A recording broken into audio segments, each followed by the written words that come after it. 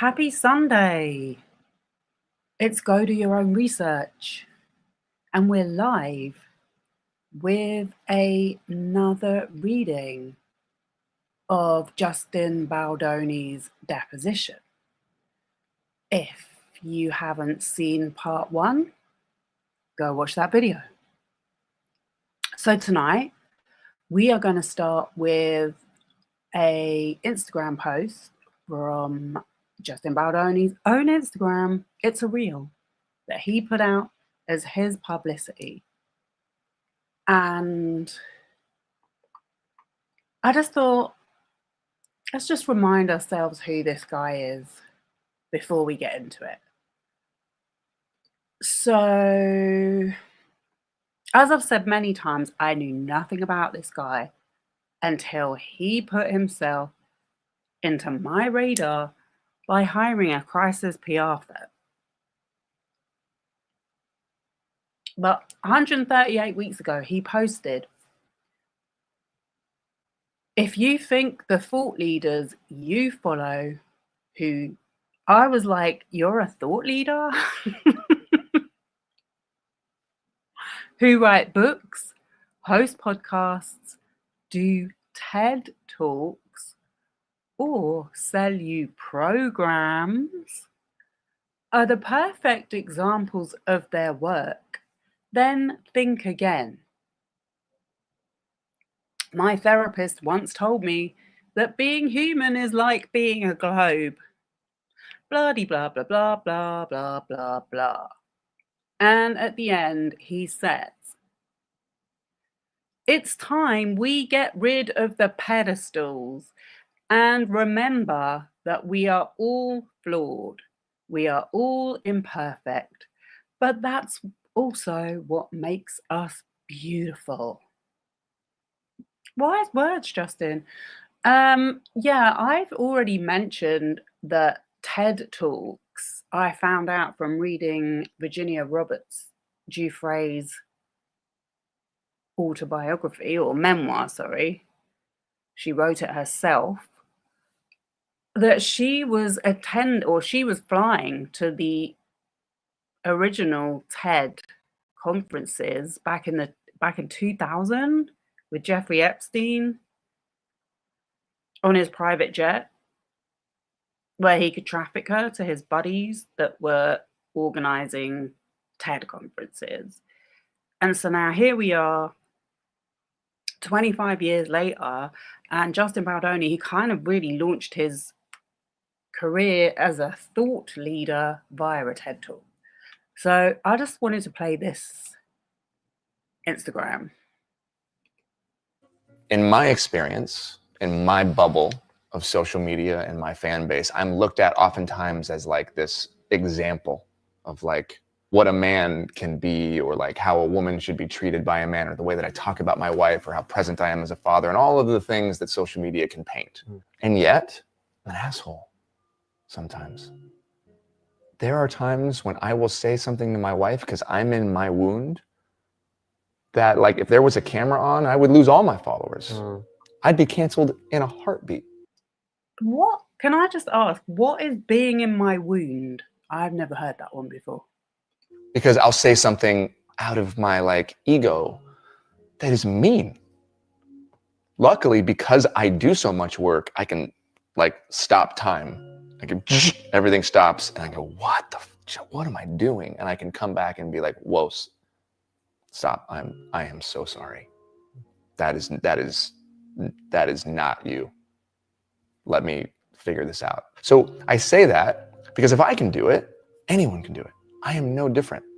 I am not some anomaly unicorn, as I've heard so many times. I am a dude that has all of the insecurities as every other dude. I just talk about them. I have all the faults. I fall into patriarchy sometimes, and I have to get myself out of it. It's not my wife's job, it's my job. Yeah, so I just thought that was kind of interesting. I feel like, I don't know what world he lives in, but he is very convinced that this stuff he says about himself is accurate. And from what I have seen, I don't see a lot of sign of it. For example, getting yourself out of patriarchy. When? Not in everything I have read that has come out of your mouth. The unicorn thing, I don't know what that was about. And I just feel like the stopping time, when he said I can stop time, I'm like, yeah, I can see what you mean there, because this kind of explains, I mean, I think that's what he thinks he's doing, but this kind of explains the way that he sends these creepy voice notes, and feels like he can apologize for his behavior and that makes it okay, but he's not really checking in with the other person. So I just thought that was interesting. But anyway, we are now going to, let me see if I can do this. We are going to add a new screen. Which one are we gonna do? We're gonna do, oops. I'm gonna do 8. Yeah. We're gonna go to exhibit 8.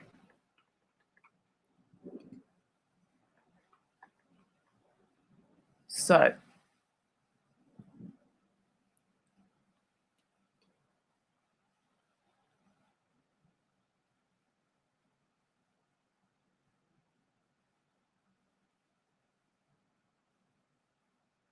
you can see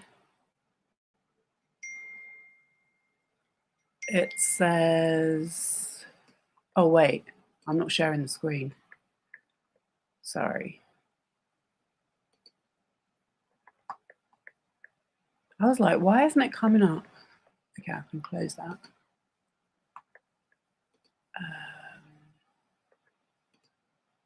There we go. Okay, so let me just go back.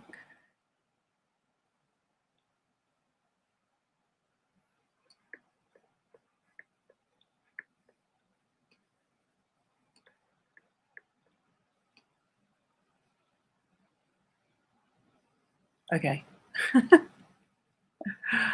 I'm really messing this up. I have a really bad cursor. Okay. Exhibit 8.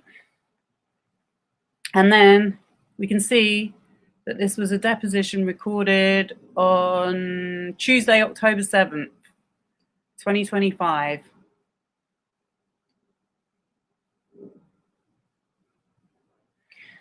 And the first thing they talk about is the TED Talk.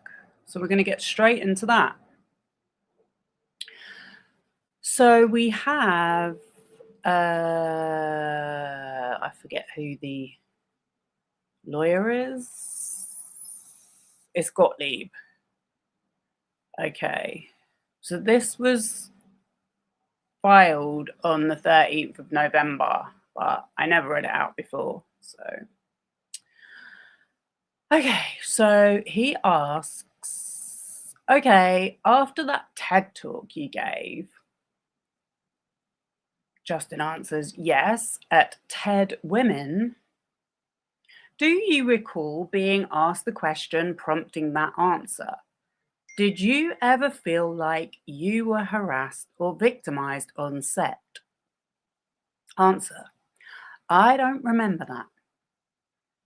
Question: okay, but as you sit here today, this is the first example that you have brought up in response to my question of whether you've ever been sexually harassed. That's the first response that I think you asked me if I've talked about it publicly. Okay, yeah.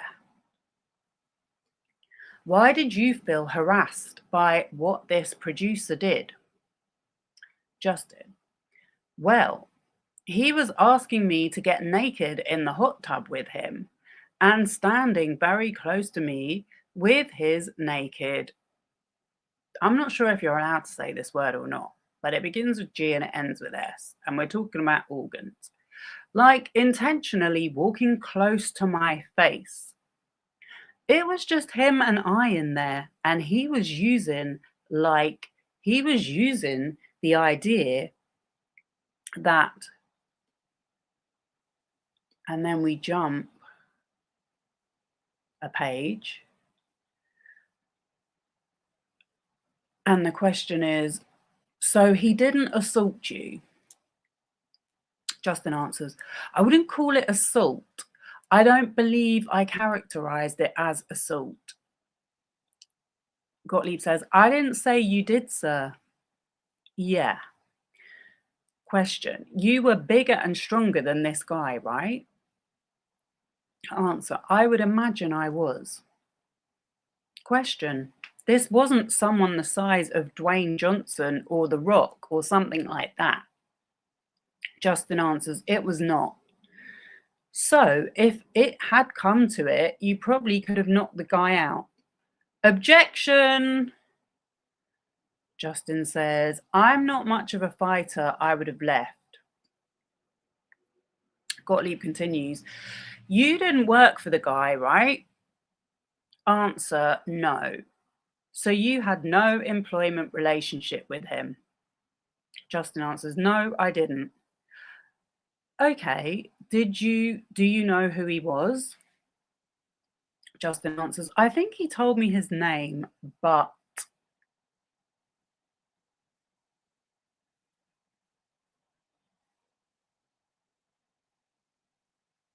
oh, wait, I jumped.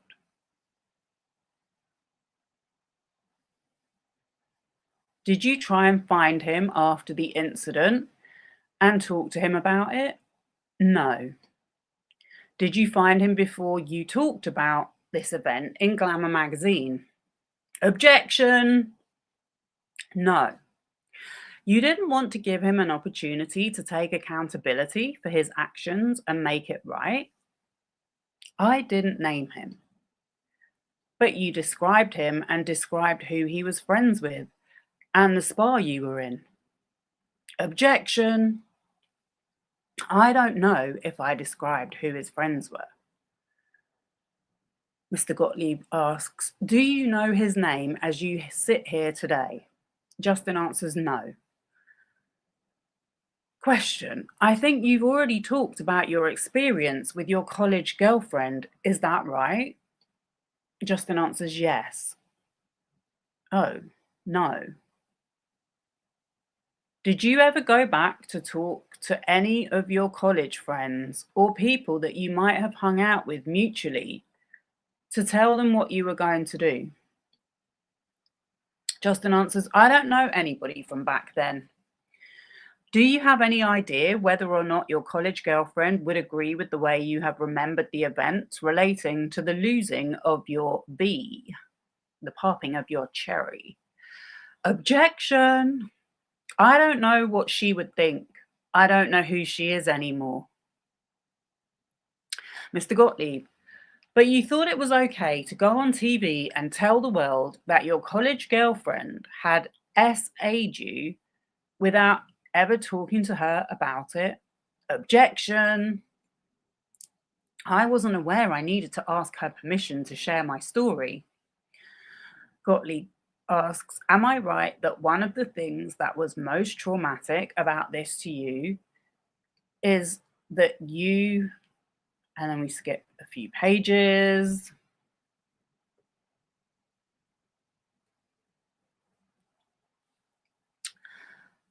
Justin answers, a set with all Baha'is. I don't know. The question is, well, so you're the director and you're the co-founder of the studio. And here I'm asking you, okay? Yeah. Okay. Someone has told me that your set is a Baha'i set. Okay? Justin answers, are you giving me a objection? Mr. Gottlieb, just let me finish my question. Okay. So let's establish some principles. You're the co-founder of Wayfarer Studios, correct? Correct. You were the director of It Ends With Us, correct? Correct. Producer, no. I thought he was a producer. Lead actor, second lead actor. And I come to you now and I say, Mr. Baldoni, you're the director of this film. You're the co-founder of this film. So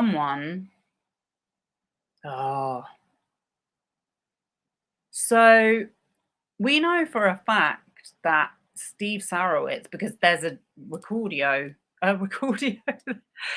an audio recording of Steve Sarowitz saying that it was a Baha'i set. So that's kind of indisputable. But I wonder what he was getting at there. This is about them talking about whether they had a SH or anti-discrimination or anti-harassment or anti-retaliation policy. And I'm going to kind of skip past it because it's not that interesting. But basically, getting into, do you know that you have a policy or your company has a policy? And when you last did your training on it.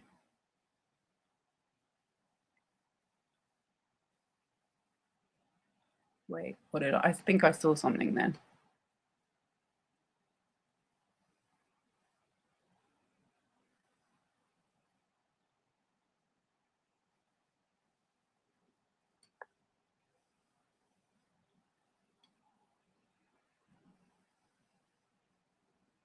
Okay.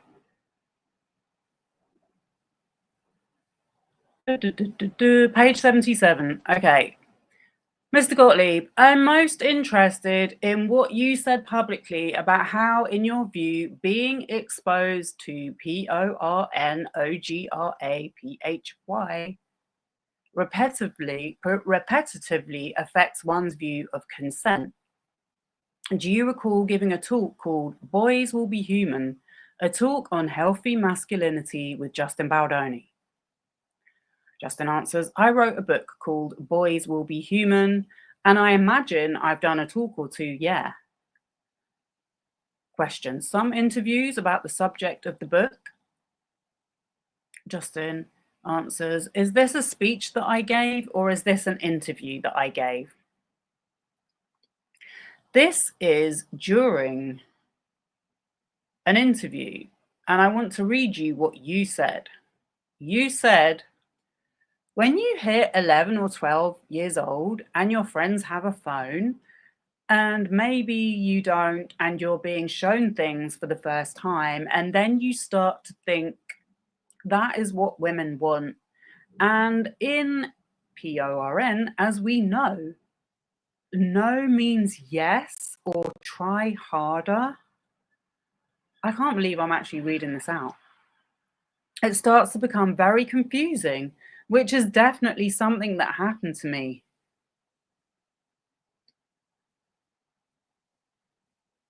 Page 79. Consent. But what I'm essentially saying is, there's even a possibility that in my teens and 20s, I wasn't aware. Question. Well, literally what you said is, I'm sure I have crossed boundaries and lines in my teens and 20s, not even thinking about it, simply because of the beep I was consuming. So that's what you said. And my question to you is, do I understand your testimony to be that you were essentially making that up in order to make other men feel that you were relatable to them? Objection! Justin, no, I'm sure I had crossed boundaries in my teens and 20s. I'm sure I have. And do you think that was because of the exposure that you had to this kind of toxic material? I'm sure that that was part of it. It was also a different time. And part of why I wrote the book was that consent wasn't taught to boys. And I wanted to make sure that we taught consent to boys and men.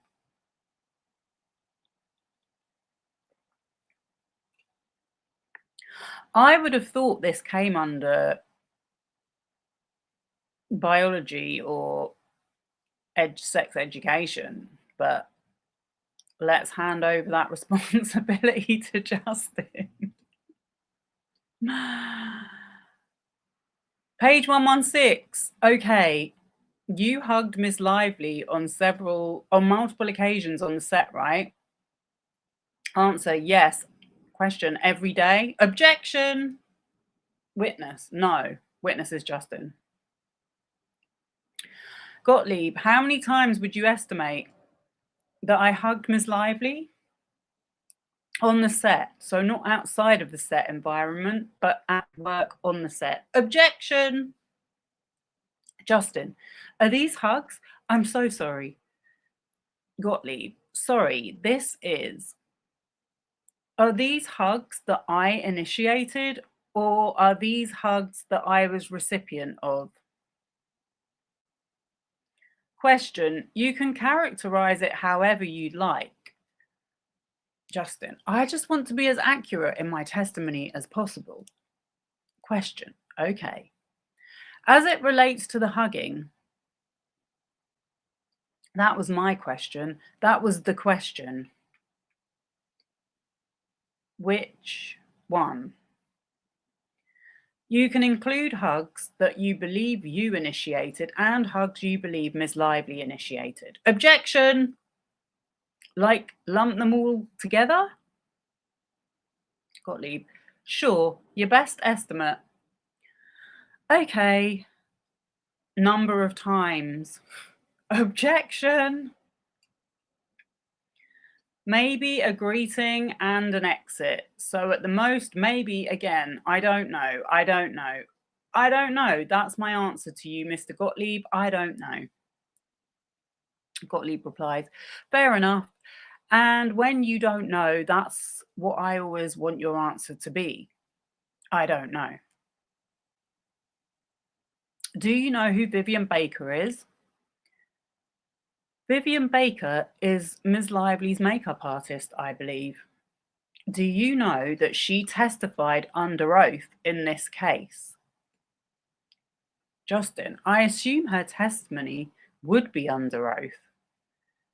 Do you know that she testified under oath in this case? Yes.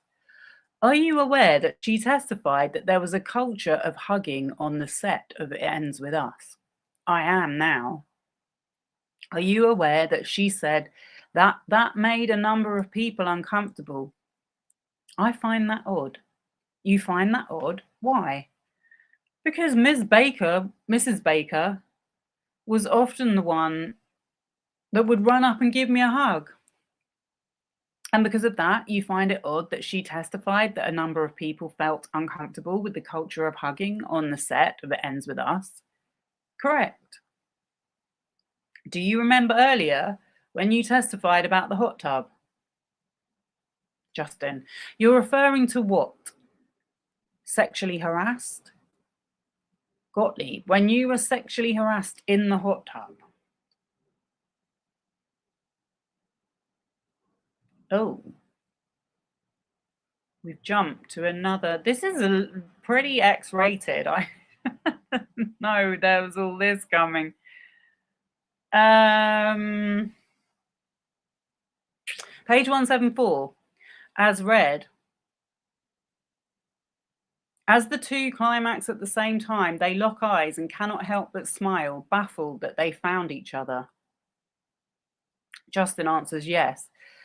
Question, whose idea was it to add the two climax at the same time? Answer, Christy Hall. Question. When did she communicate that to you? Justin, we did it. We were writing together. We were in a room in my office. We were specifically working on a lot of the sex scenes. And what did? Sorry, go ahead. And we were writing a movie that was filled with romance and lust and intimacy and sex. And again, these are all outlines, right? So a script has far less description than a book. So you have It Ends With Us, which has a ton of pages and very detailed descriptions of various scenes so that you can paint the picture in your mind. And all writers do, which I learned a lot on this process, is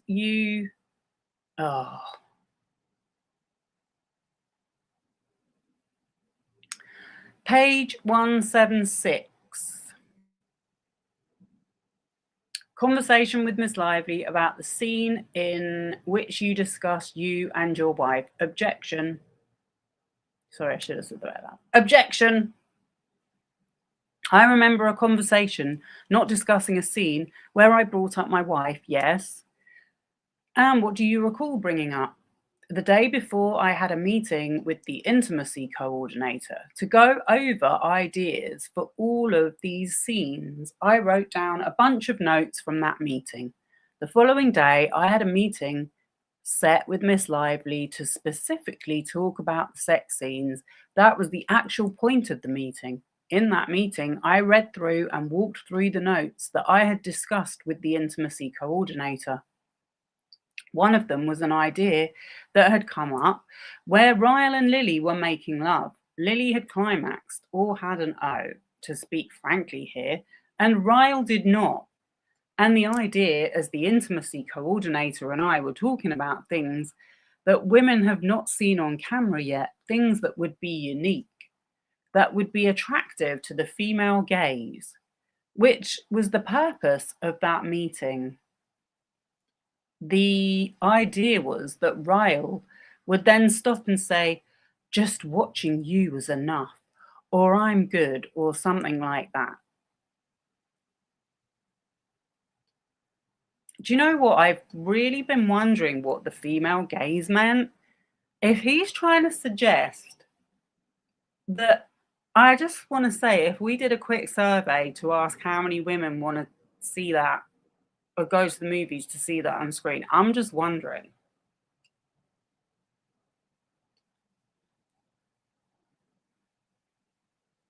When I shared that with Miss Lively, she then made it personal and said, oh God, that would mortify me if that happened to me.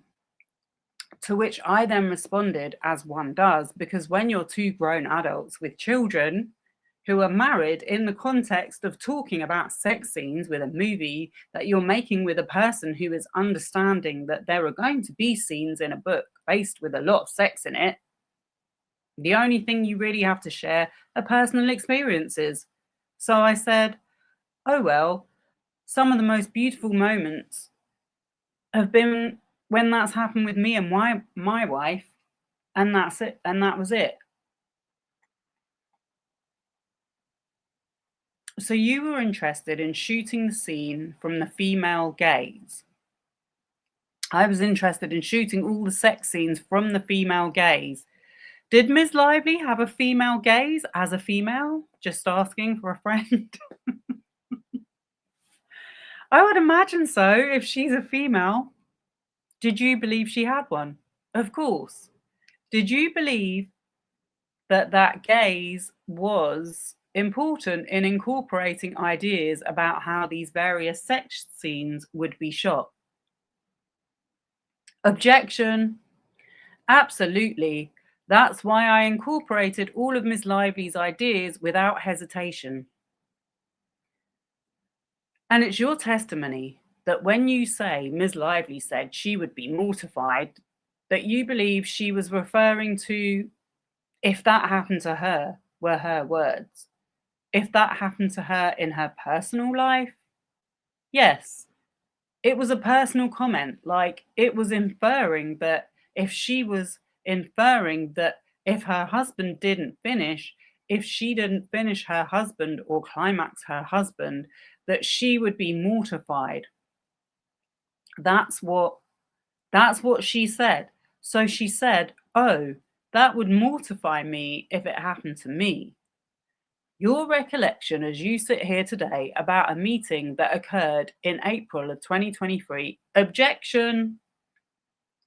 I would imagine that's the, oh.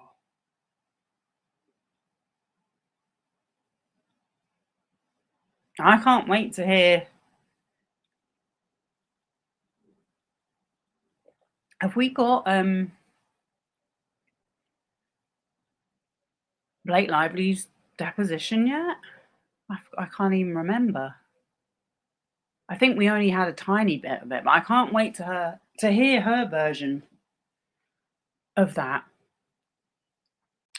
So if somebody said they heard you say that, your under oath testimony would be they are mistaken.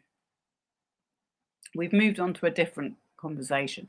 My under oath testimony is that I don't believe I ever said anything to that effect to Brandon Sklenar. Did you say to Ms. Slate when you made the sexy comment that you could say that because your wife was there? Objection. My recollection of the sexy comment was that it was all kind of said in one sentence. And what was the one sentence? Ms. Slate walked in. As a director, I was doing whatever I was doing, getting the set ready. I looked over to her. She was wearing I believe, black leather pants, which were designed to, I'm sure, look sexy. And without thinking, I said something to the effect of, "Oh, wow, those pants look sexy on you."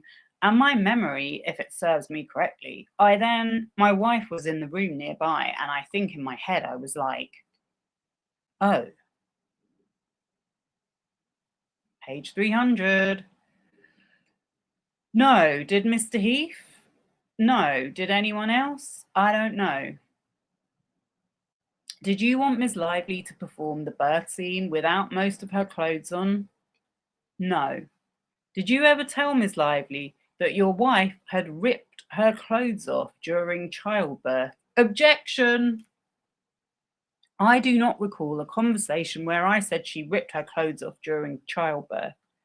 Do you recall ever sharing any information with Ms. Lively in speaking about the birth scene in the movie where you recounted information about your wife giving birth to Ms. Lively? Objection.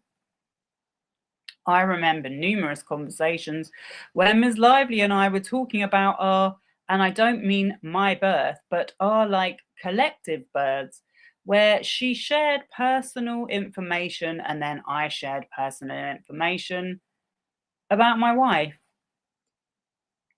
And as you sit here today, you can't recall any conversation in which the topic included the amount of clothing or the type of clothing that Ms. Lively's character ought to wear during the birthing scene.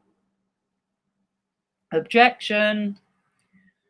I don't remember anything specific about clothing. That was definitely not what we were talking about in terms of all the conversation around our births. Did you ever ask Mr. Heath to share any portion of a video of his wife giving birth with Ms. Lively? I did. Did you specify when you asked Mr. Heath to share that video with Ms. Lively that he should share it, what he should share from it, or how much he should share from it? Objection. The only video I'm aware of is after the birth of his child. So I believe there's only one that I asked him to share. Page 328. Oh, Sean Levy's come up again. In their circle, Hugh Jackman, Sean Levy, Taylor Swift.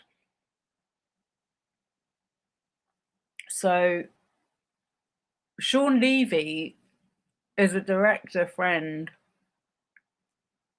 of Blake Lively and Ryan Reynolds, who called Justin Baldoni up and he recorded the call. By that point, as I testified earlier, I was essentially forced or threatened to step down off my film. I wasn't able to finish my own film, even considering it tested higher. Somehow, the actress of my movie, who was not a producer, was able to take complete control of the film.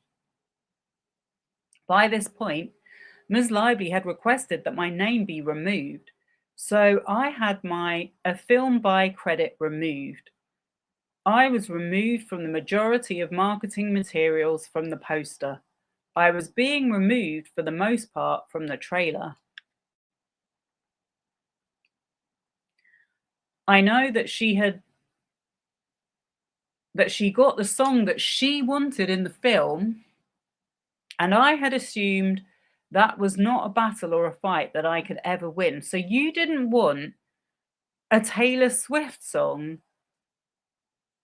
to be the music for the trailer for this film. I would say that would be kind of a dumb decision. Just saying. All of the cast had unfollowed me, which is a very public thing to do right before a movie comes out, all in unison. And at that time, I was being threatened via my agency that if I didn't release a statement then, the gloves would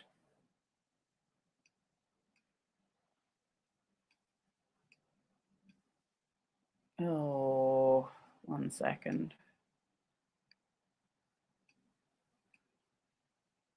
Got a technical difficulty. Oh, there we go. The gloves would come off.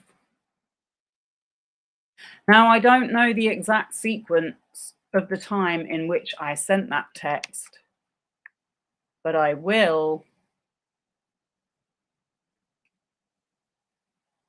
Is that the end, or is my screen being weird?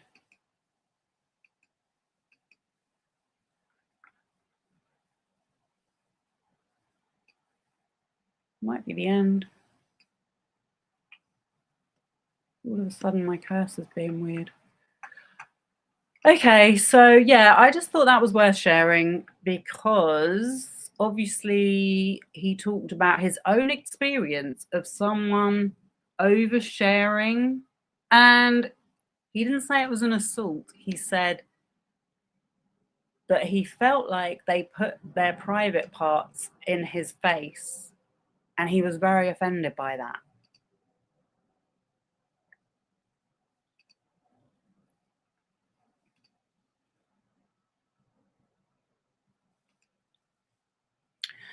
So now we are going to go to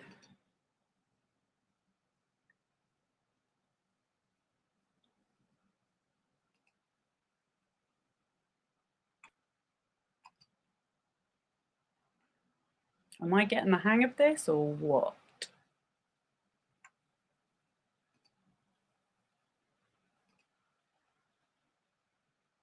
Exhibit 4.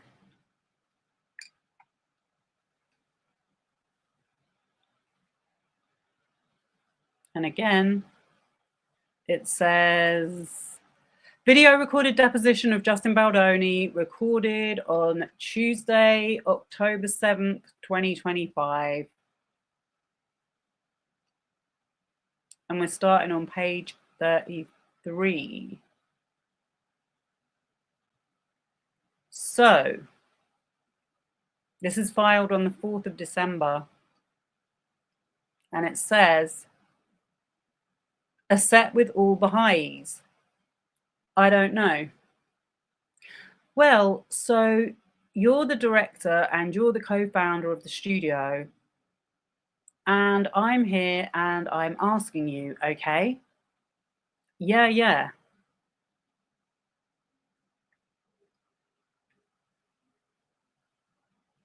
Okay, someone has told me that your set is a Baha'i set, okay? We just read this. I don't know why it's...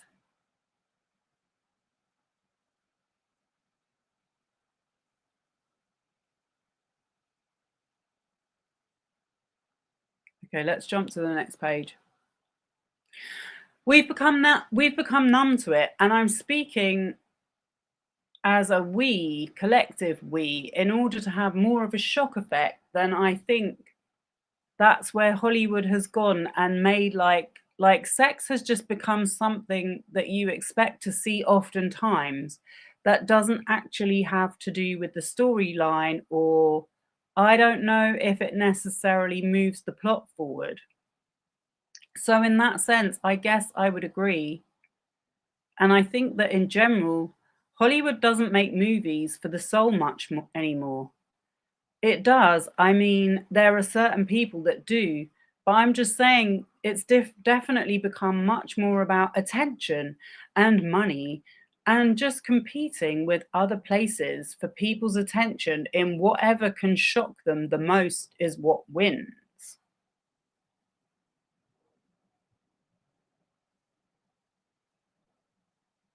Gottlieb asks, and you founded Wayfarer to be different from what you just described. Is that right, Mr. Shapiro? Objection. Sorry, Ms. Shapiro. Objection. I did. You founded Wayfarer to be lights in the darkness. Is that correct? That was part of the mission. You, in founding Wayfarer, said that in Steve Sarowitz, you had resources and a partner who shared values and beliefs. Is that fair? Yeah. Do you recall saying about Wayfarer Studios that you and Mr. Heath were making a concerted effort to build a spiritual enterprise in every sense of the word, where everybody is free to have their own beliefs and express opinions that may be different from the executives or the shareholders, where there is true unity and equality across the board, and where we're mindful of the positions of power and how those power dynamics work? Was the question,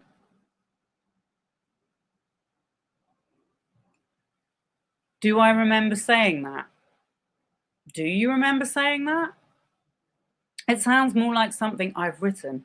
I'm not sure if does it sound like something you would write or say? I don't know if I'm that eloquent when I speak, but it sounds like it's definitely in line with something that I believe or aspire to. If I told you that quote appeared out of a publication on BahaiTeachings.org entitled Wayfarer Studios aims to be a light in the darkness, would that refresh your recollection at all? Objection!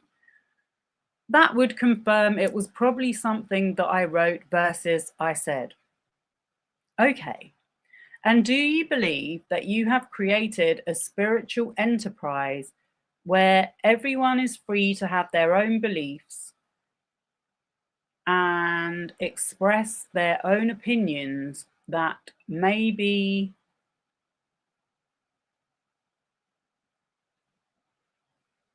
different from the executives or the shareholders? Objection. Do I believe I've created it? Along with others, do you believe in Wayfarer Studios you've achieved that objective? Justin answers, to be very frank, I don't know that it's something that could ever be fully 100% achieved. I know we strive for it, but I wouldn't be comfortable saying we've achieved it. Okay, you've strived for it. Strived, yeah.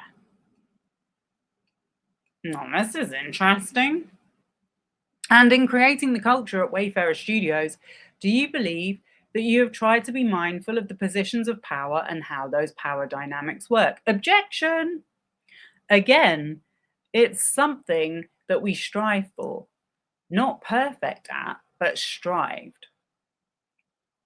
As the director of It Ends With Us, do you believe you had more power than members of the cast or crew that were not directors? Objection! In thinking about power dynamics, yes. And you supervised essentially everyone.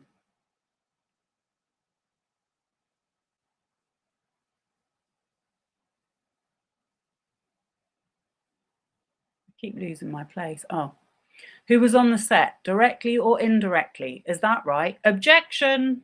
I'm not sure if I would consider that my role as a director. Were you ultimately responsible for what happened on the set of It Ends With Us? Objection.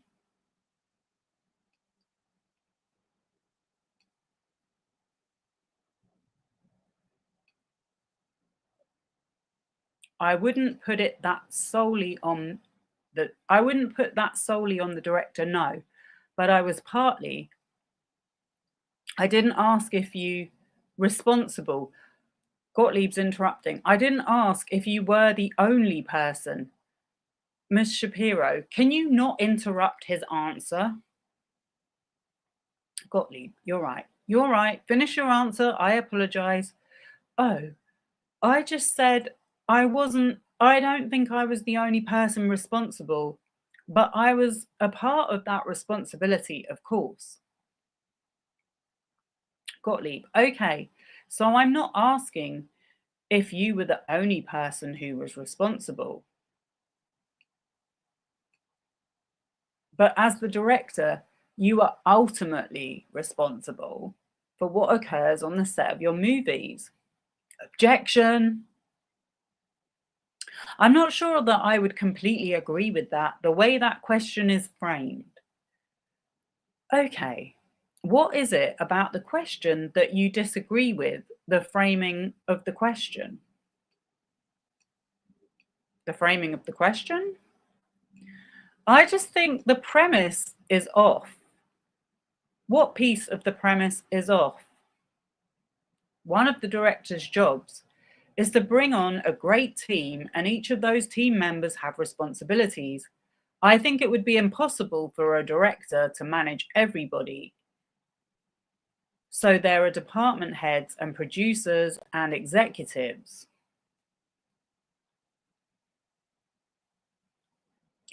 producers, and all kinds of various jobs that each people have reporting under them, and that each have their own responsibility.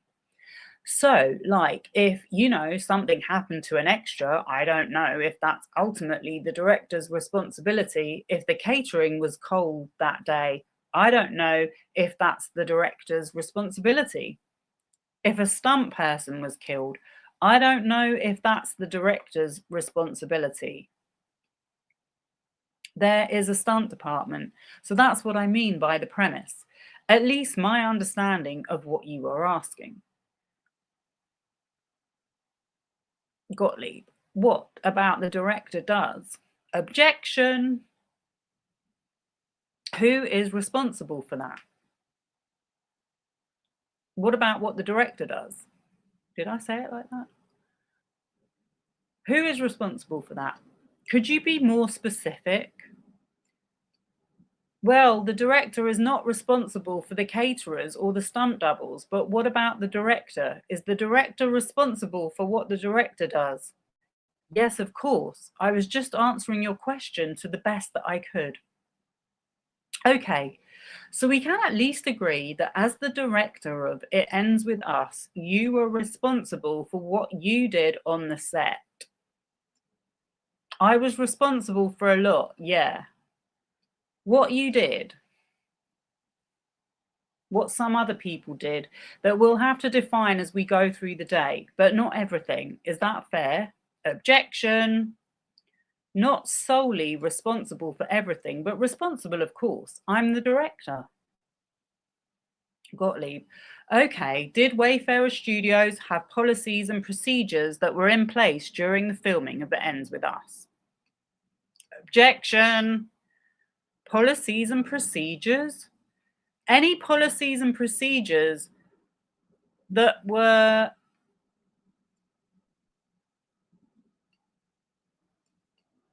in place, I guess that was. I believe so. And were those policies and procedures applicable to you as the director of the film, to the best of your knowledge? Objection. You have to be more specific on what policies and procedures that you mean. Okay. Exhibit 20 for the record. Exhibit 20 marked for identification. I love it when he brings the receipts out. Mr. Baldoni, you've been handed a document marked as Exhibit 20. It's a document bearing the Bates numbers 139046 through 139076.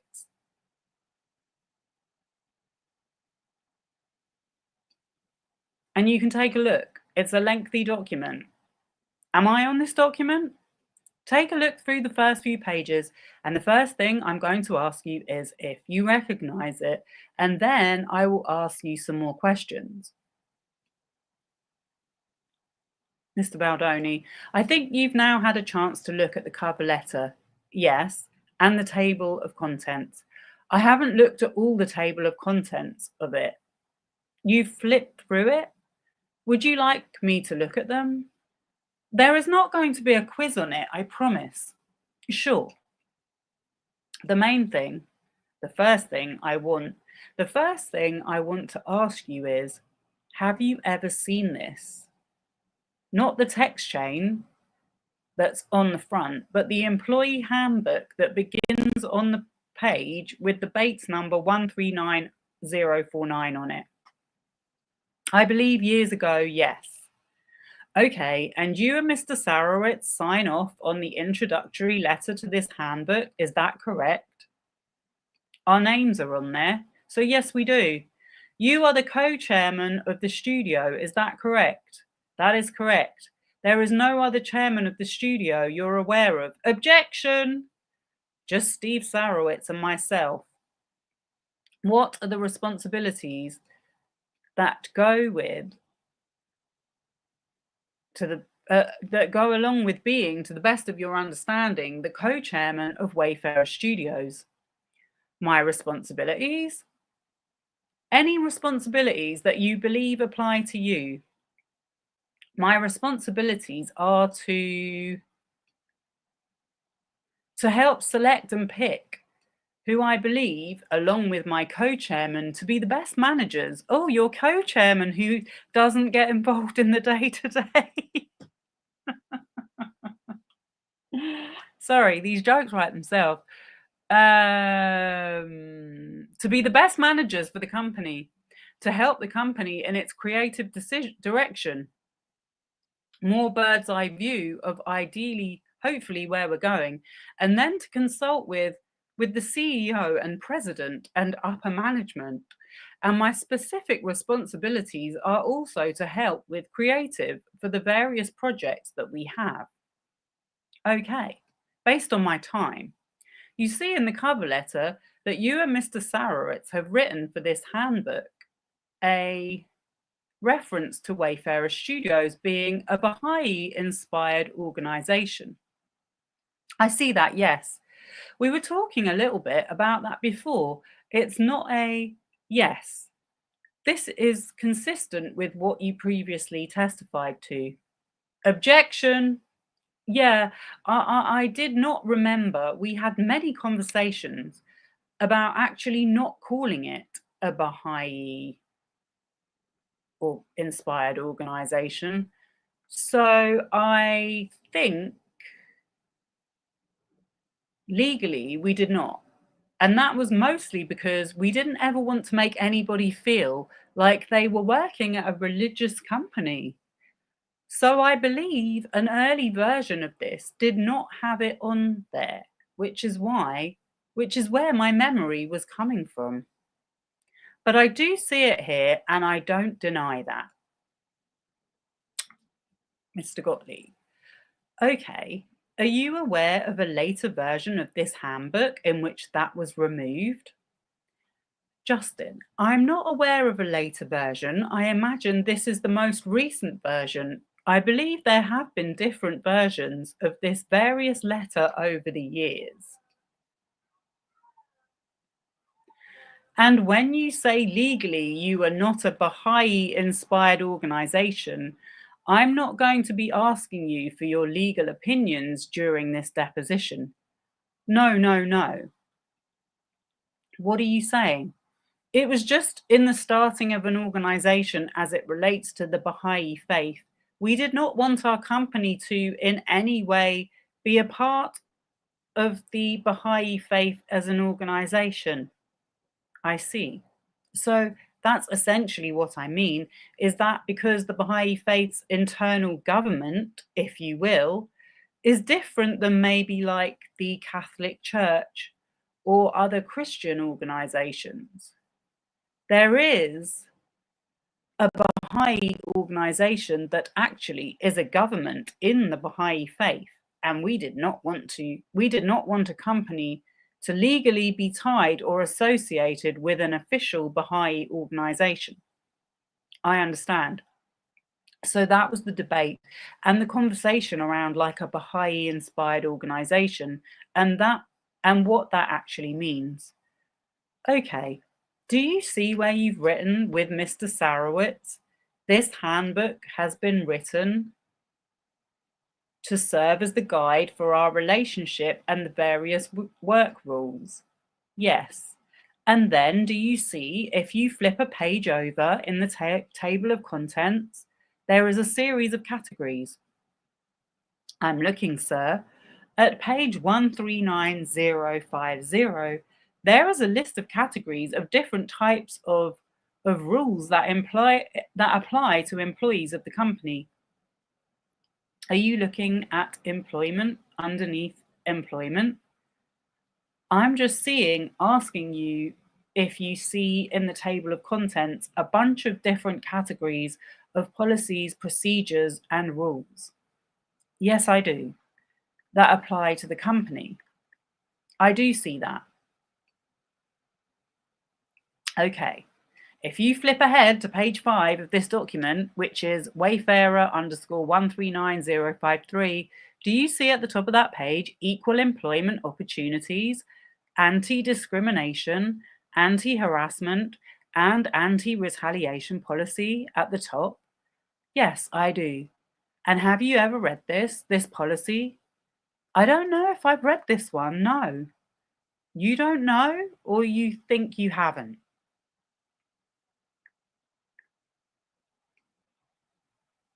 The policy that is directly in front of me. I don't know if I have read this policy. Okay. So do you know if you have ever had any kind of training on this policy, this anti-discrimination, anti-harassment, and anti-retaliation policy? Yes, I believe I have. When was that? I think every couple of years. When was the last time you attended one in person?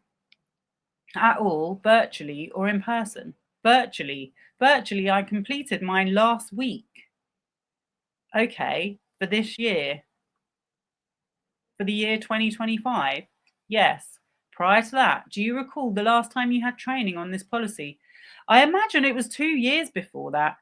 Do you recall there ever being a training or anti-discrimination, anti-harassment, and anti-retaliation during a production of It Ends With Us? It was a man, yeah. We were in person, but the man was over Zoom. Okay, from my memory, were there slides? I'm assuming there were, yes. Okay, so if I showed you some slides, you might be able to tell me if they were the ones you saw. To be very honest, if you showed me slides, I would not know if they were the exact ones I saw. It was years ago. I think I said I might be able to tell me, but okay, fair enough. I think I said might be able to tell me, but okay, fair enough. Do you see at the top of page 5 in the second paragraph, second sentence, the sentence as read, Wayfarer Studios strictly prohibits discrimination, harassment, or retaliation against employees, applicants, or any other covered person. I see that. And that's the Wayfarer Studios policy, right? Yes. Do you agree with it? Yes. You've done your best to follow it? I've done my best to follow it, yes. Do you see a long list of characteristics that under the Wayfarer Studio policy are protected? Objection. May I read it? Sure thing. I've read this paragraph. Okay, You've read the paragraph that lists out the protected characteristics, correct? Yes. So do you see that gender is protected? I do. You see that sex is protected? Yes. And you see that further includes pregnancy, breastfeeding, childbirth? I do. Do you see that height and weight are also protected characteristics? Height, weight, and yes. And do you see in the next line down, after that paragraph, the sentence that says, all Wayfarer Studio employees, officers, principals, agents, workers, and representatives are prohibited from engaging in unlawful discrimination, harassment, and/or retaliation. Yes. And you were an officer of Wayfarer Studios, is that correct? As co-chairman, I believe I am. And you were also an agent or an employee because you were hired to be the director of It Ends With Us. Objection, yes. And you certainly represented Wayfarer Studios. Wait. In your role as co-chairman, right? I believe I am. And in fact, you and Mr. Sarowitz are the highest people in the hierarchy of Wayfarer. Is that right?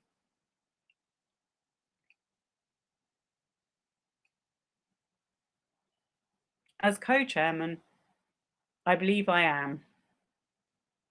I'm going to jump ahead a little bit. Oh, wait.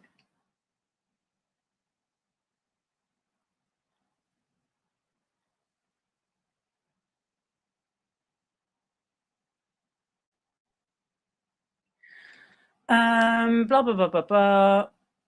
So back on the previous page, page 5 of this document, in the start of the anti-harassment policy, do you see the sentence that reads, Wayfarer Studios prohibits harassment, disrespectful or unprofessional conduct by any employee of the company, including supervisors, managers, and co-workers? Do you see that? I do. Do you understand what that means? That we prohibit harassment by anybody at the company.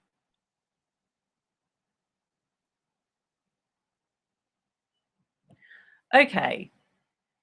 Do you see then the sentence that starts with harassment may be verbal, written, or physical conduct? I do. Okay, so if you carry that sentence over to the next page, harassment may be verbal, written, or physical conduct. Go to the, in front of the A, B, and C, that A has the purpose or effect of creating an intimidating, hostile, or offensive work environment. Or B has the purpose or effect of unreasonably interfering with an individual's work performance. Or C, otherwise adversely affects an individual's employment opportunities. Do you see that sentence? I do. Do you recall ever receiving training with respect to any of those concepts in the sentence I just read to you? I believe I do. Do you recall receiving training that discussed that harassment can be conduct that has either the purpose or the effect of creating a hostile or offensive work environment? I do. Okay, and do you see in the next paragraph, the sentence that reads, sexual harassment includes harassment that is not necessarily sexual in nature? Do you see that? I believe I have.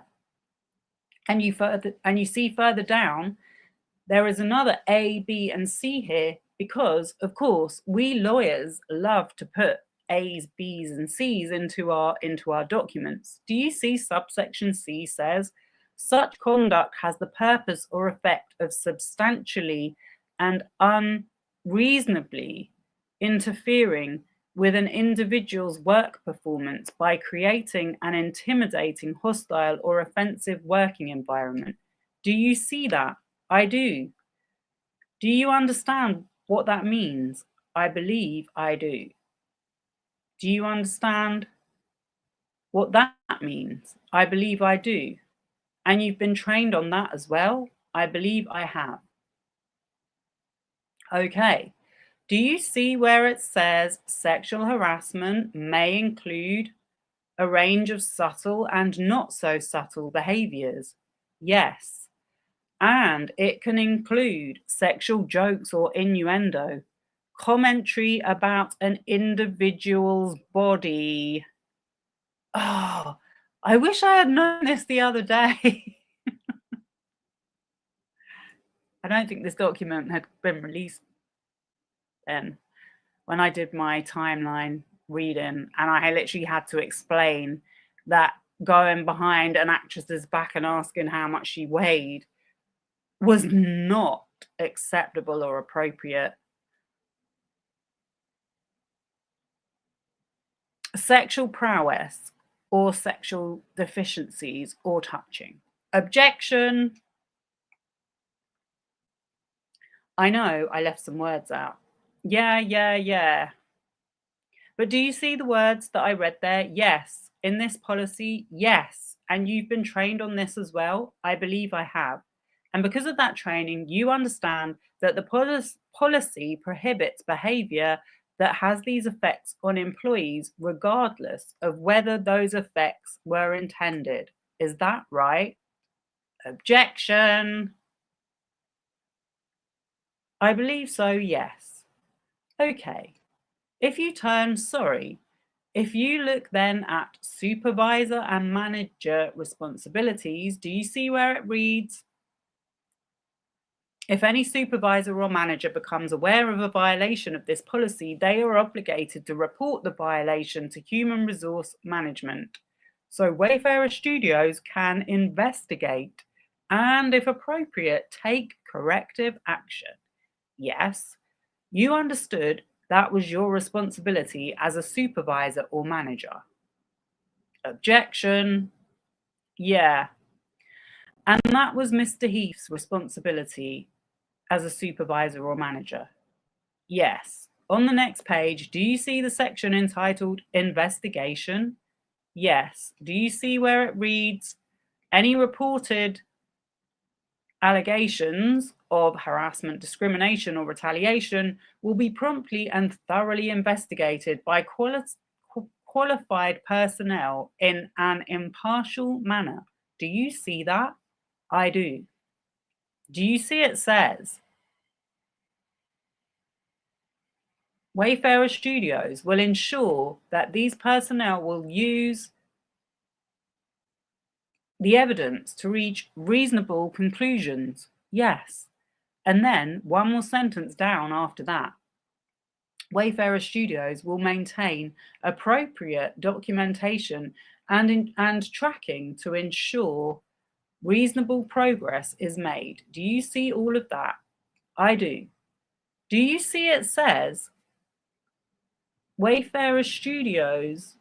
Oh, sorry. Read that bit. Do you see all of that? Uh-huh. And then there is a discussion of what happens at the close of investigation. Do you see that? Yes.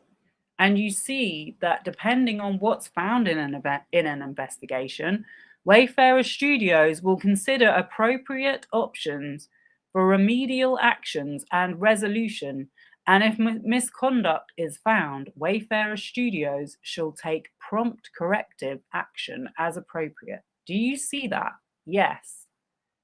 Was any investigation of the type described here in this paragraph conducted for the conduct that is at issue in this litigation? Objection.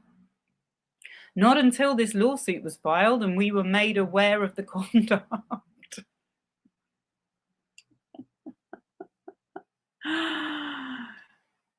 So I think your testimony is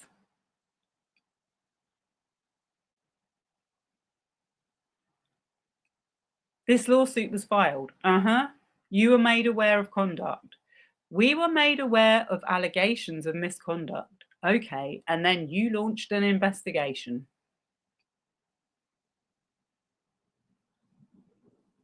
Oh, let me have a break.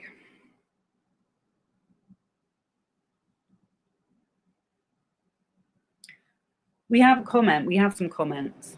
Sorry, I've been neglecting the chat. I was getting deep into my reading.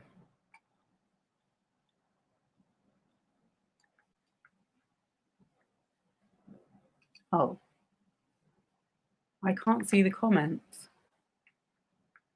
Oh, okay. It's not showing me the comments tonight. That's weird. Well, I'll read one out.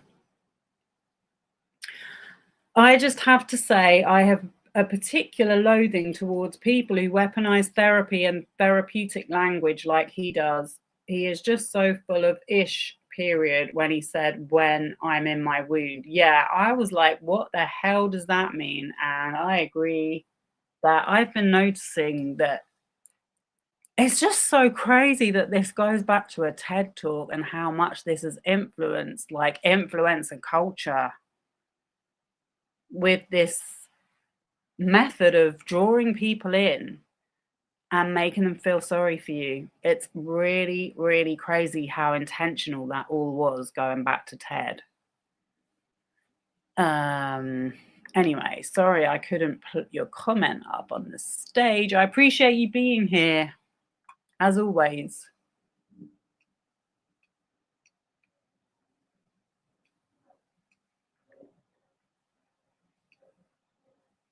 Let's carry on. So basically, he's saying he was unaware that there was any complaints of harassment until the lawsuit was revealed. Do we believe that, anyone? Let me know. Put a 1 in the chat. Is it your testimony that you were unaware that Ms. Lively thought that those incidents constituted sexual harassment and retaliation?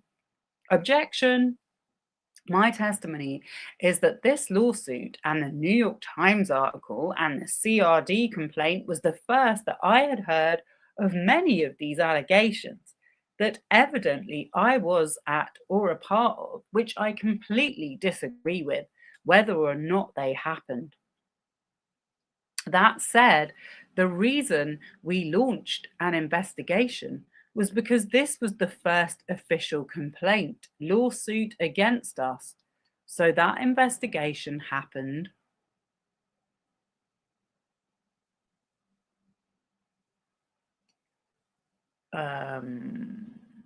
Because it was past the HR complaint situation. It was now an official, very public situation. Is it your understanding of the Wayfarer policy that in order to investigate the allegations of SH and retaliation, that an official HR complaint needs to be filed by the complainant? I'm not sure.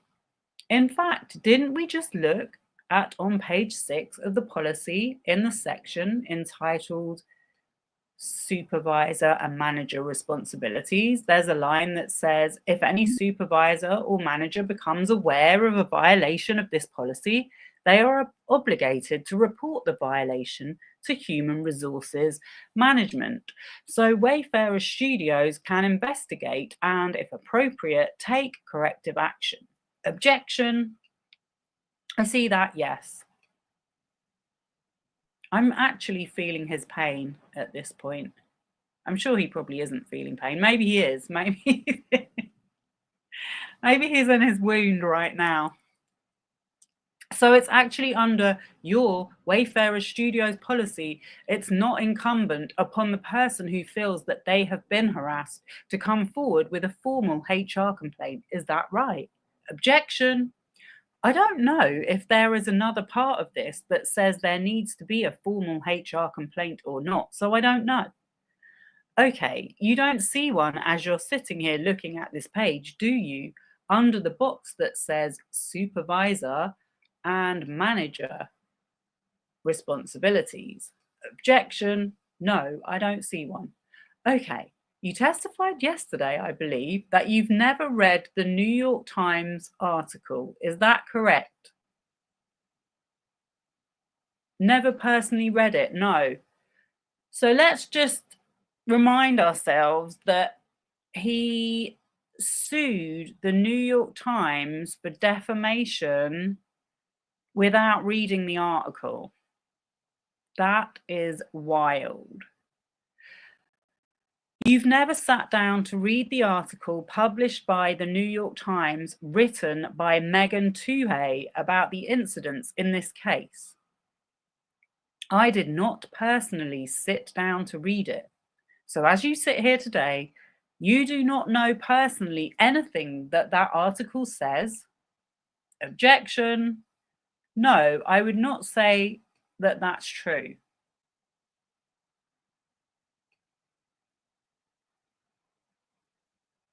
You have no personal knowledge from your own experience of what that article says. Is that right? I have personal first-hand knowledge from my attorneys, not Brian Friedman, giving me point by point all that was in the article. Okay, so let me try it this way, because consent. Oh.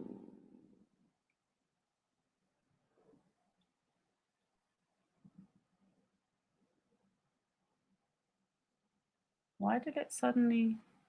Oh.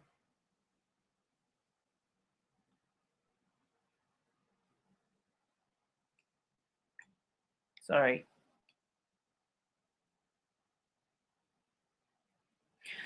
It really confuses me when it jumps. What I'm essentially saying is there's even a possibility that in my teens and 20s, I wasn't aware. Well, literally what you said is, I'm sure I have crossed boundaries and lines in my teens and 20s, not even thinking about it, simply because of the I was consuming. So that's what you said. And my question to you is, do you understand your testimony to be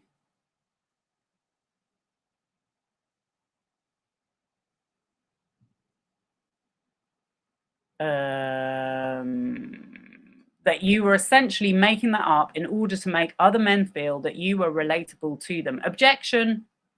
No, I'm sure I had crossed boundaries in my teens and 20s. I'm sure I have. And do you think that was because of the exposure that you had to this kind of toxicography? I'm sure that was part of it. It was also a different time and part of why I wrote the book, was that consent wasn't taught to boys, and I wanted to make sure that we taught consent to boys and men. I don't know why they've put that in there. Okay, so we've jumped to page 107. I said women. I hope that answers your question. It does. Did you support Mr. Sarowitz's decision about the employment action to take with respect to Mr. Norman? That's Shane Norman.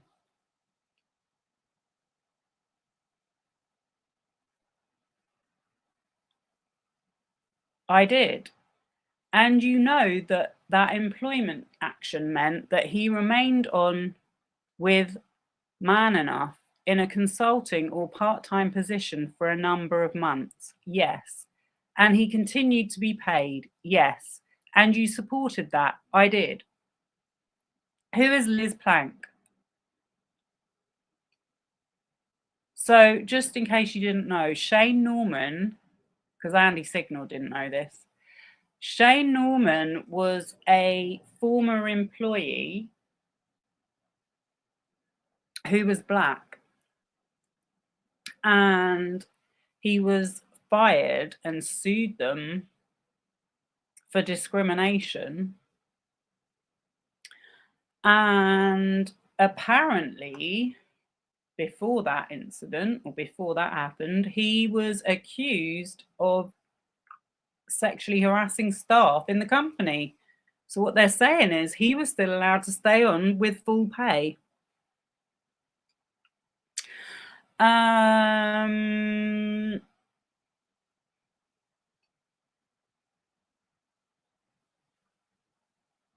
Who is Liz Plank?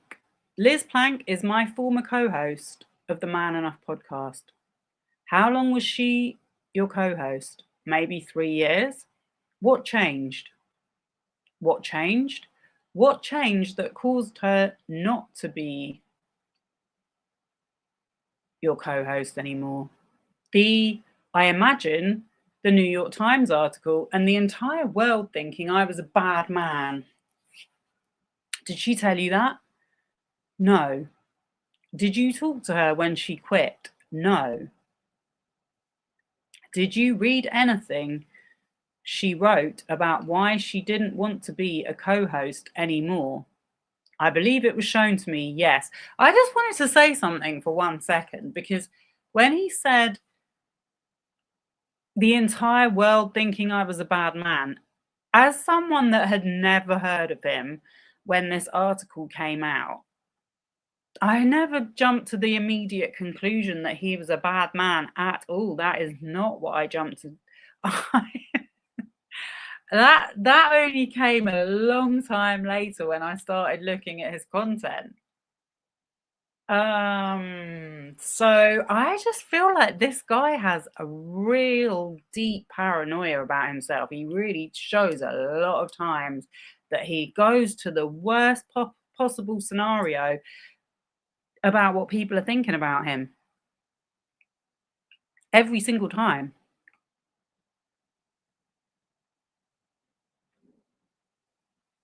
Real sad. Do you recall what it said? I can't recall exactly what it said, no. Was it not important to you to understand why Ms. Plank wanted to discontinue a 3-year-long professional relationship at that point in time? Objection! Can you ask the question a different way? I can try. You said you didn't talk to her after she quit. No. And you didn't reach out to her to talk uncomfortable? Oh, you didn't reach out to her to talk. Okay. We've jumped to page 119. Going back to the culture of hugging.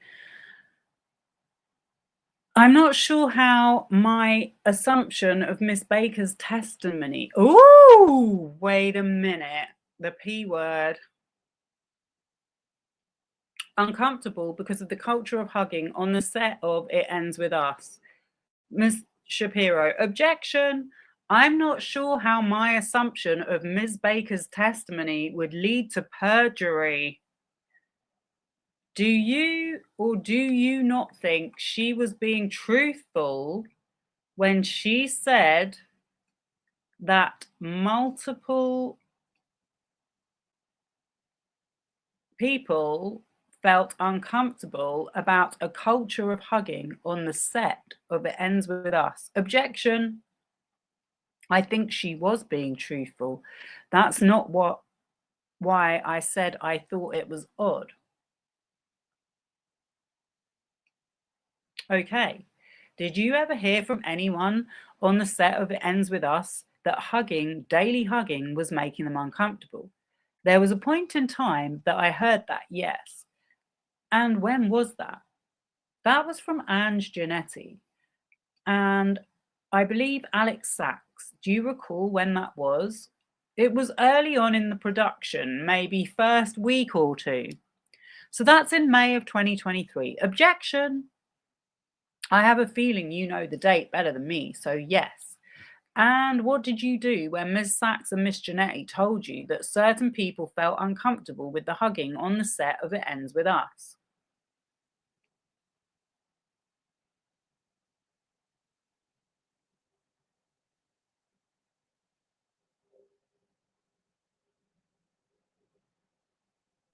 I stopped hugging. Did you perform an investigation? Because people didn't want there to be as much hugging? That's my question. No. Did you inform anybody in HR? I did not, even though hugging is one of the items that appears in your sexual harassment policy. Objection! I was unaware of any official complaint of the hugging. In fact, quite the opposite.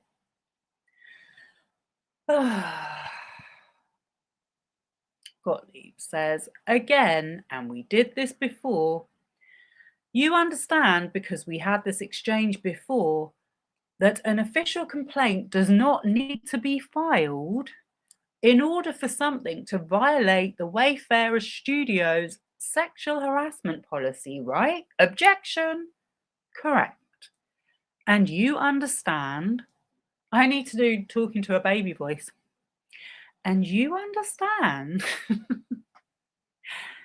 that there are supervisor responsibilities that apply.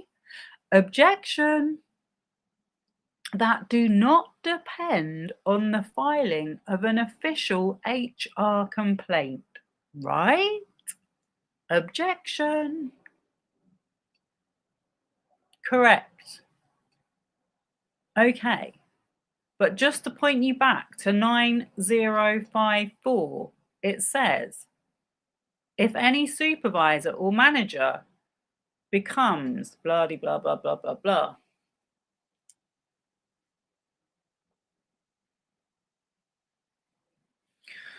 Okay, page 140. Did Wayfarer Studios pay for people's salaries compensation on the film It Ends With Us?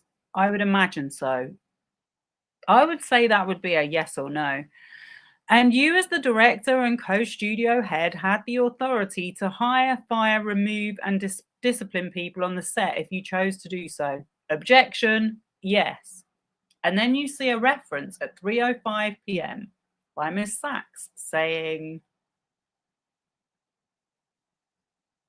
do you remember when I called Andy Davis a few weeks in and was like, Andy, he's inviting the department heads to go to Russian baths with him. Do you see that? Yes. And who is Andy Davis? I believe Andy Davis is he might be the head of production at Sony Studios. Okay. And on the next, the person in charge of production at... So I believe that Russian baths are a sort of style of baths that you go to. It's like a group activity that you go to. And obviously, it's bathing. It involves bathing. So it obviously involves the removal of clothes. So I just find it very odd that he, as the co-chairman and director of this film, after he's made a story, which we already read out, he used it as a cornerstone of his story as a victim, would now feel it appropriate to invite people he was working with into a similar circumstance. It's really unbelievable. And I love that they gave us the that they gave us the tea. I love that they put that in front of him. Okay, we now have another page, 144, which said, Russell said when he rapped, he felt like he left a cult. I do see that. Do you find that offensive? Objection. It wouldn't be the first time people around this case have said I was in a cult. What's the saying? If it walks like a duck and it talks like a duck. I think you testified earlier about meetings with Ms. Lively that occurred in her apartment. Is that right? Yes. Is that the first place that you met with Ms. Lively? The first place? It was in the same building, yes. In the same apartment building? In the building. Different room, but same building. Different apartment. Different apartment, same building? Yes. Is that the first place that you met with Miss Lively? Oh.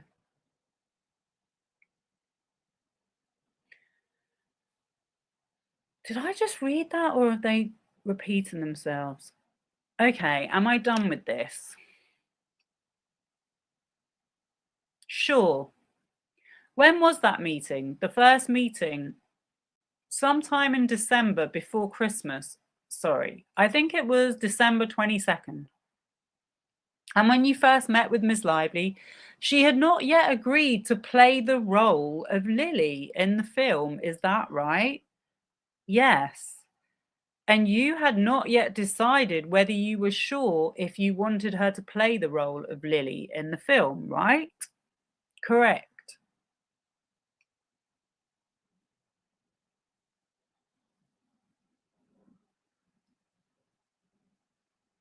You thought you did, though, right? Yeah, he'd already texted Steve Zarowitz about it, going, "Shh, don't tell anyone, but I'm going to meet Blake Lively next week." Objection.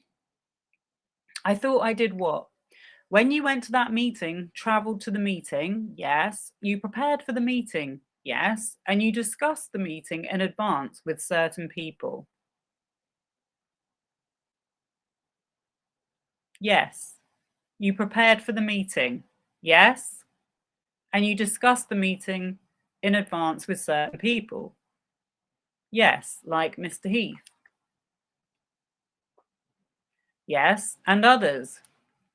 He nods head. And is it fair to say that you were hopeful that you and Miss Lively would reach an understanding and she would agree to play the role of Lily in this film? Objection. Yes.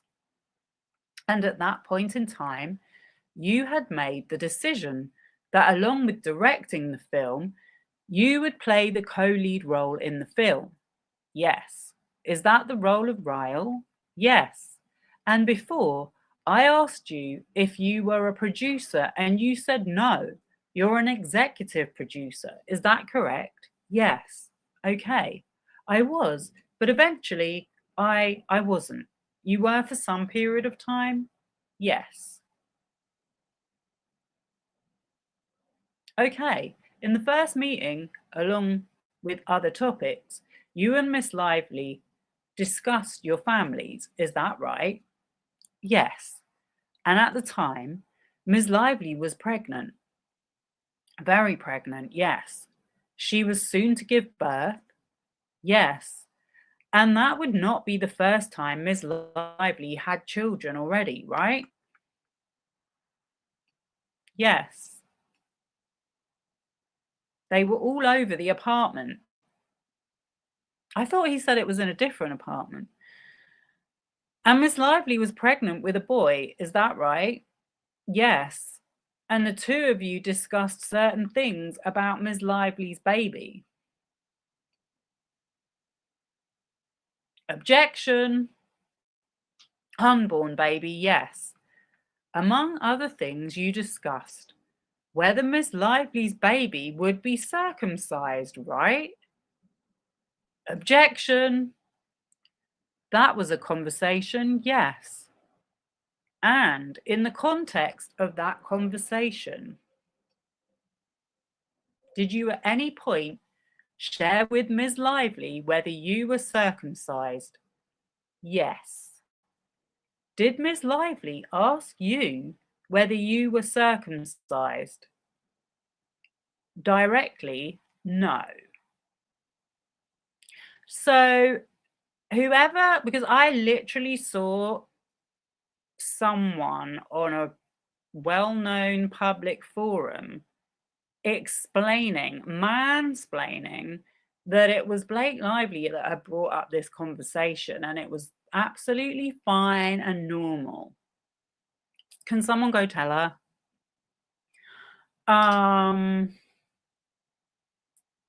Who was present at that moment when you relayed to Ms. Lively that you were circumcised? There were people going all around. Mr. Reynolds was in and out of the conversation. She had, I think, 2 nannies. I felt like there was a housekeeper there. Her assistant was walking around. I think she had 2 assistants there. Her and I were sitting on the couch, but there was people all around. Have you ever told any other work colleague at any point in time about your genitalia? Objection! I don't talk about my genitalia, so no.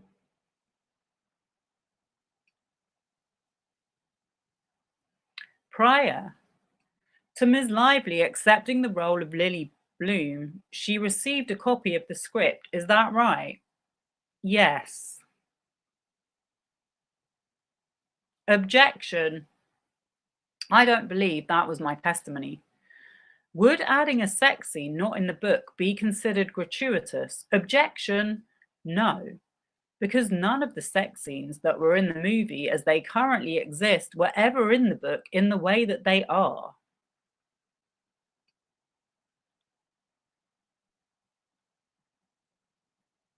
If you flip to page 81 of the script, which is Baldoni 3724, are you there with me, sir?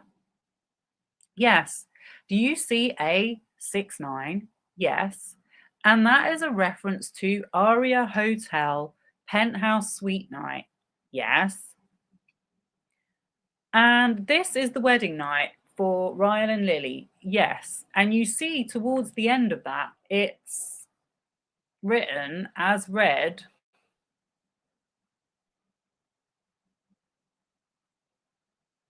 As the 2 climax at the same time, they lock eyes and cannot help but smile, baffled that they found each other. Yes, whose idea was it to add the two climax at the same time? Christy Hall. When did she communicate that to you? We did it. We were writing together. We were in a room in my office. We were specifically working on a lot of the sex scenes and what did? Sorry, go ahead. And we were writing a movie that was filled with romance and lust and intimacy and sex. And again, these are all outlines, right? So a script has far less description than a book. So you have It Ends With Us, which has a ton of pages.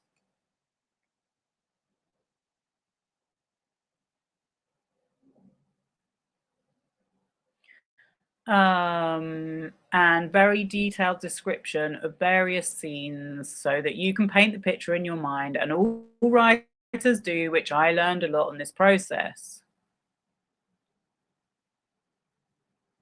Okay. I'm going to skip past this because we did actually read it before. Did you ever have a conversation with anyone else, cast, crew, production, on It Ends With Us about Lily and Ryle climaxing together other than Christy Hall? I think I spoke about every single intimate sex scene with our intimacy coordinator. I bet you did. Okay, so Ms. Hall, your intimacy coordinator. And then eventually Ms. Lively. Okay, and then Ms. Lively. Yes. Do you ever recall having a conversation with Miss Lively about this specific line here? I don't recall it being about this specific line. Do you have any recollection of having a conversation with Miss Lively about the scene in which you discussed you and your wife. Objection. I remember a conversation not discussing a scene where I brought up my wife. Yes. And what do you recall bringing up? The day before, I had a meeting with the intimacy coordinator to go over ideas for all of these scenes. I wrote down a bunch of notes from that meeting. The following day, I had a meeting set with Miss Lively to specifically talk about the sex scenes. That was the actual point of the meeting. In that meeting, I read through and walked through the notes that I had discussed with the intimacy coordinator. One of them was an idea that had come up where Ryle and Lily were making love. Lily had climaxed or had an O to speak frankly here, and Ryle did not. And the idea as the intimacy coordinator and I were talking about things that women have not seen on camera yet, things that would be unique, that would be attractive to the female gaze. Okay, let's go past this. Oh, wait. Okay.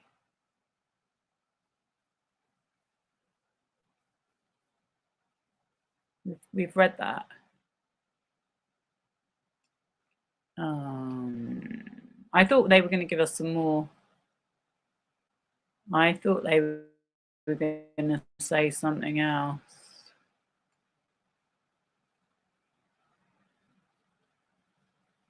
But I think we already read this.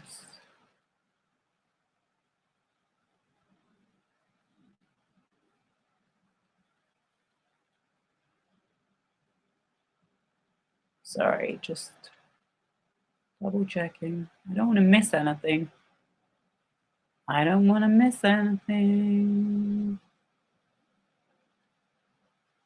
We're going off the record. Afternoon session. We're back on. Did there come a time in May of 2023 where you learned that Jenny Slate and Ms. Lively have made concerns known regarding comments that you had made on set? In May of 2023, I believe, yes. Who told you about Ms. Slate and Ms. Lively's concerns? Ange Giannetti, Alex Sachs. Separately or together? Separate conversations. With Ms. Giannetti, was that a conversation in person? No. On the phone? Yes. How about Ms. Sachs? Phone. Okay. What do you recall Ms. Sachs telling you about Ms. Slate's concerns? I recall her having lunch with Ms. Slate and saying that Ms. Slate, she listed a few things. She said Ms. Slate had not appreciated the recording that I had made during pre-production with her and Ms. Lively. She had not appreciated a comment that I had made on set regarding her wardrobe, something she was wearing. I believe she also said that Miss Slate didn't like that I was interacting with the fans outside.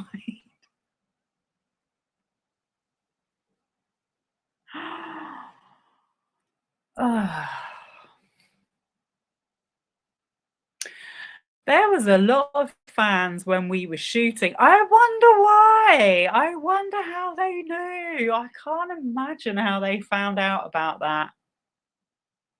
And then on certain breaks, I would go and just say hi to them because they were out there all day.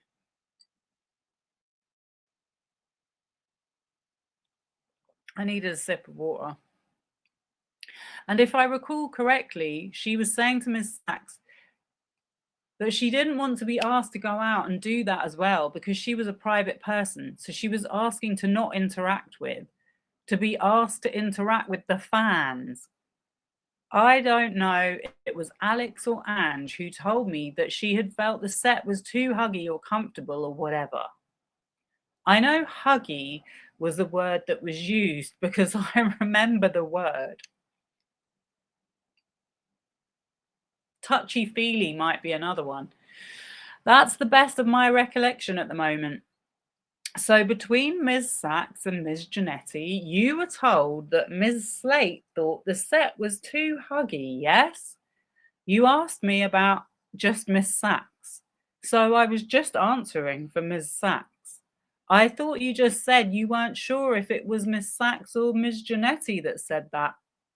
Oh no, I thought your original question was to recount what Miss Sachs told me. If I misheard that, that's fine. I thought you were breaking the two up. Did Ms. Janetti's description of Ms. Slate's concerns differ in any material respect to you? Objection! Slightly. In what way? I specifically recall, to further answer your question, it was a FaceTime with Ms. Janetti. Okay, it was not a phone call. So a FaceTime with Ms. Janetti. What do you recall that's different? What's different is that Ms. Janetti had told me that she had asked Ms. Slate if she wanted to file a report, if she wanted her to do something with it. That was not something that Alex had said anything about. To which Ms. Slate said no. Ms. Janetti had also said on that call that when Ms. Slate had said that I had commented on her wardrobe and used the word sexy, that Ms. Janetti asked if she felt it was sexual or if I was hitting on her. And she said no, it wasn't sexual, she just didn't appreciate it. That's how, in my recollection, oh, and I believe it was from Ms. Janetti that I had heard that Ms. Slate didn't appreciate the way that Jamie or Mr. Heath had offered to pay for her additional housing as he was talking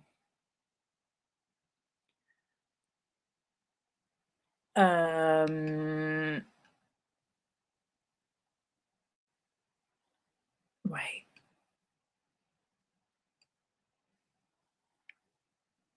Let me start again. That's how, in my recollection. Oh, and I believe it was from Ms. Janetti that I had heard that Ms. Slate didn't appreciate the way that Jamie or Mr. Heath had offered to pay for her additional housing as he was talking about the sanctity of motherhood. Didn't appreciate the way that Jamie or Mr. Heath had offered to pay for her additional housing? As he was talking about the sanctity of motherhood. We really need to get to the bottom of what they're talking about with this apartment scenario. And I wasn't there, so I don't know, but she didn't like that, I guess. And so before, when you were testifying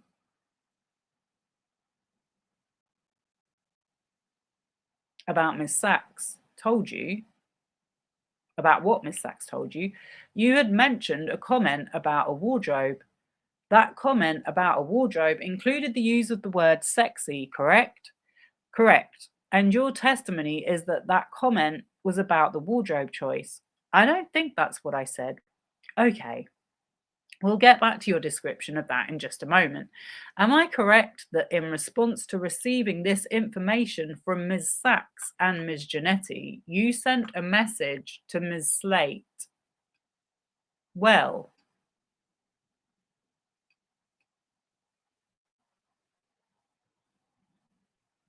this was the first I had heard about it. Miss Slate had not come to me directly, and I felt terrible, and I wanted to apologize. But I also didn't want to burden her with that or make her feel uncomfortable. And so I thought it would be best, based on the kind of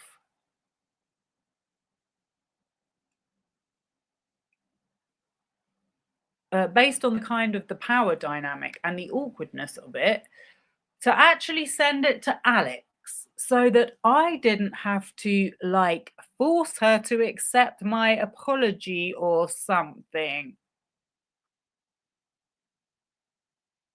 Is this what he meant when he said he could stop time? So I was just trying to be respectful. And so, yes, I sent Alex a message to send to Ms. Slate.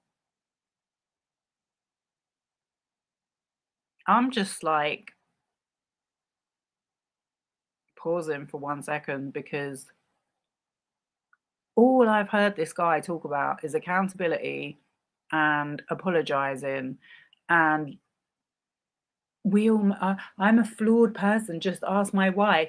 But I always check myself, I always apologize. But yet here you are telling us that you couldn't apologize to her, you had to send it to the producer because it was awkward.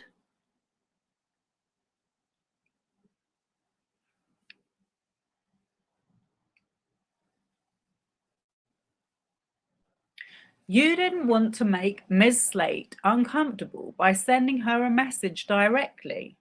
Yes.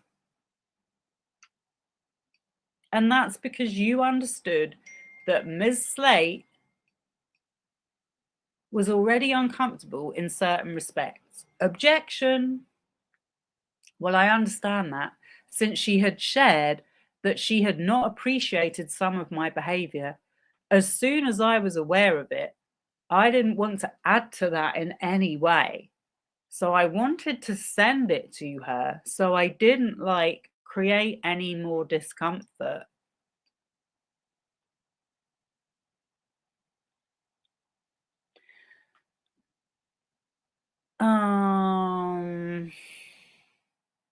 Objection. Yes, correct. Okay, and you were also informed about Ms. Lively's discomfort as well, correct? Objection. Not from Alex Sachs. From whom? Ange Giannetti.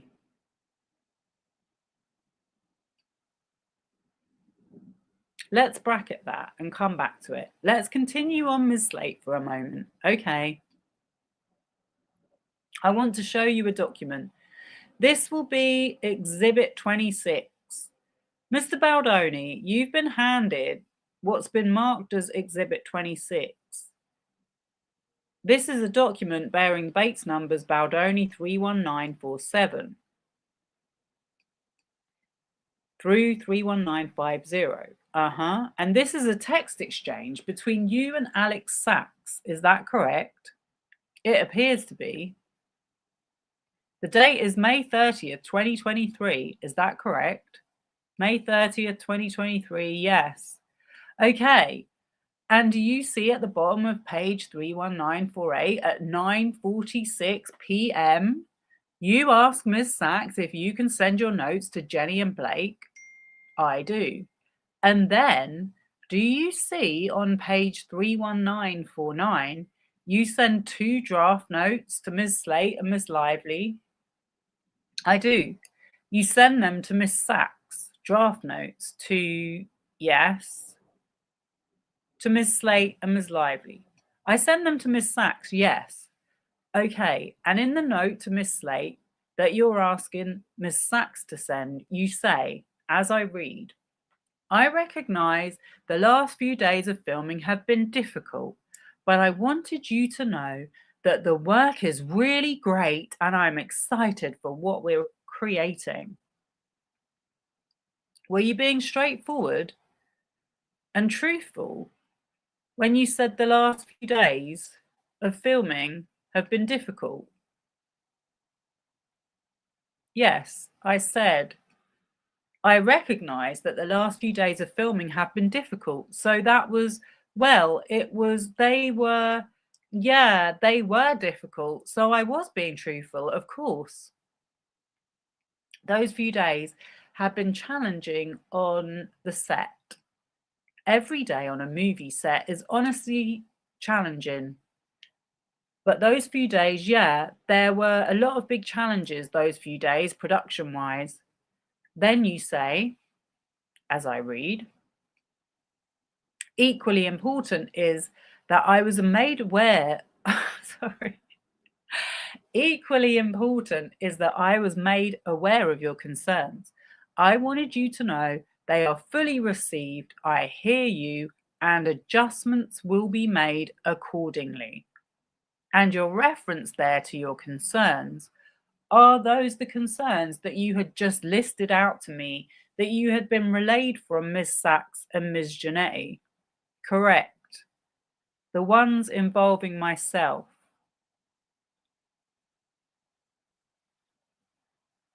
Yes.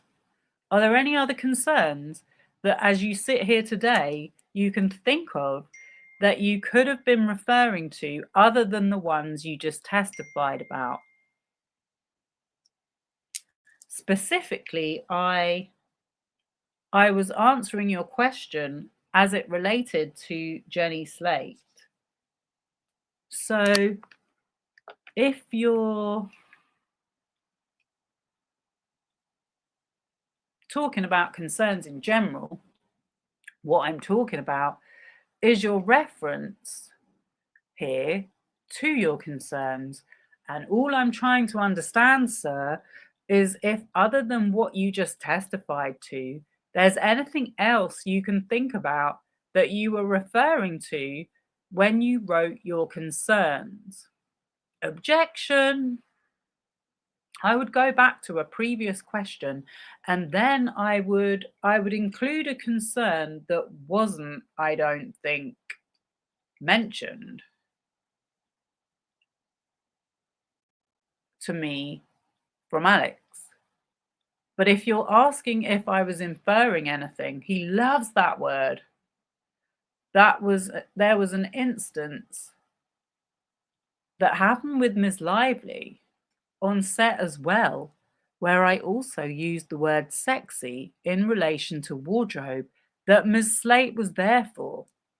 So I would lump that into the overall concerns. And you knew that Ms. Slate was concerned about that comment as well to Ms. Lively. Ms. Slate and I had a conversation with Ms. Lively about that comment, says Justin. Okay.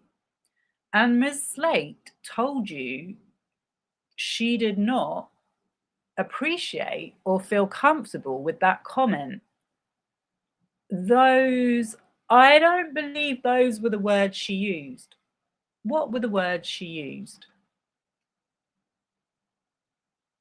I believe I don't have the exact words, but it had to do with, in general, it's like we are the collective. We are staying away from using those words to describe, women's bodies. It was like Miss Slate is a very funny woman, kind of a disarming, jokey kind of way. But it wasn't your words. So do you think, this is Scotty, do you think that was Ms. Slate's female gaze? Objection! Do I think her words, objection to describing her wardrobe as sexy, would constitute her female gaze on that particular situation? Objection. Yes. Did you have a different gaze from your male perspective? I don't know if it's possible that I can have a different gaze as a male. So is he actually for real?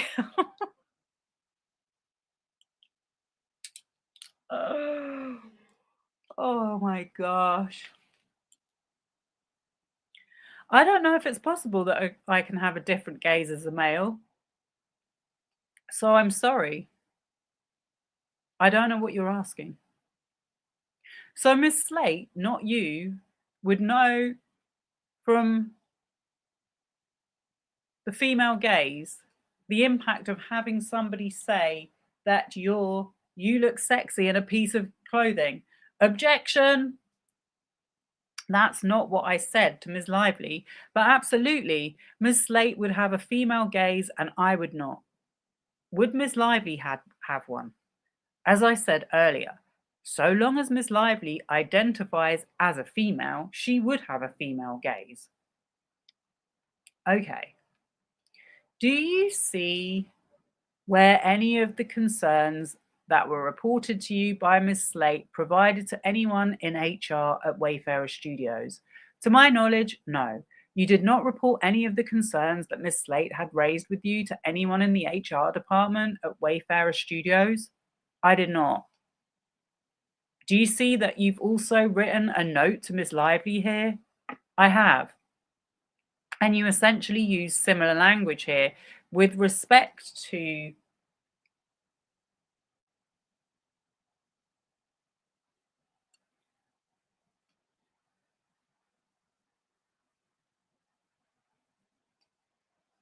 Ms. Lively's concerns. Is that right? Yes. I'm reading. I want you to know that I've been made aware of your concerns and I hear you.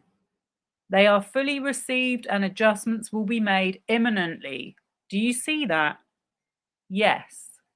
And you say, as read, the dailies are looking wonderful. And while the last 2 days were tough, I assure you that your work was fantastic. Do you see that? Yes. And you say, I truly believe you're creating one of your most honest performances that will have a long lasting and powerful impact. Do you see that also? I do. Were you being dishonest when you wrote that to Miss Lively?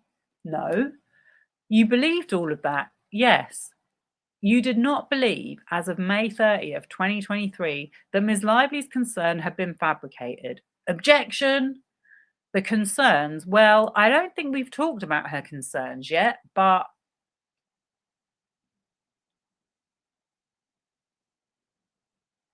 the concerns to which you are responding here when you say, I have been made aware of your concern. And I hear you. They are fully received and adjustments will be made imminently. With respect to those concerns that you're saying that you've been made aware of and they are fully received and adjustments will be made imminently, those concerns were not fabricated, right?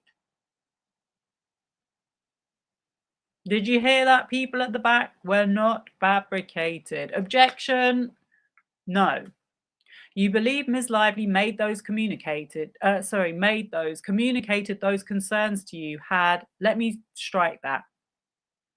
You believe that Ms. Lively communicated those concerns in good faith. Objection. I believe that the primary concern also being COVID, the reason that I was told she called Anne Giannetti is a very valid concern. I was made aware of that she also didn't appreciate the use of the word sexy, but also that I apologized in the moment in her own words.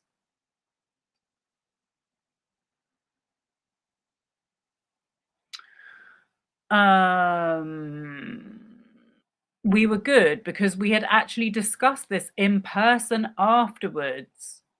The majority of the concerns that I took seriously had to do with the way the set was being run. She was very adamant when she spoke to Sony about the firing of the first AD. She wanted a change.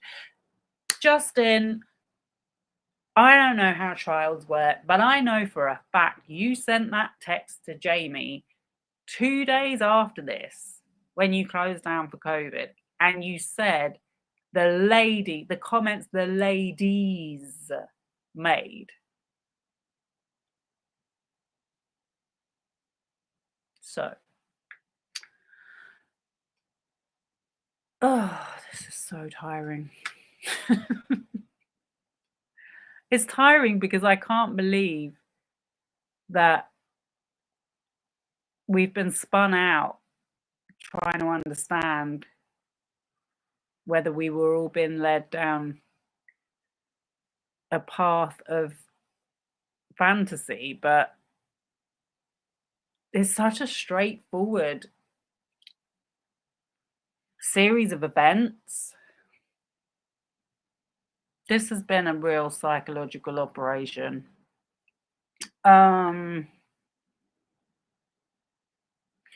Right, let me get to it. We're nearly at the end, I think.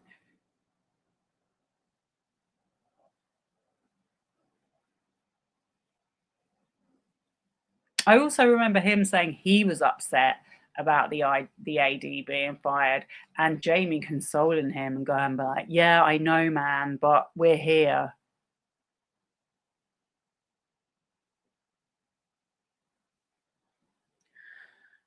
Including her concern with respect to your use of the word sexy. She has every right to feel that way about that word. But that was something that we worked through immediately on the spot. And I appreciate that. But to underscore the point, it's your testimony as you sit here today that Ms. Lively's concern with respect to your use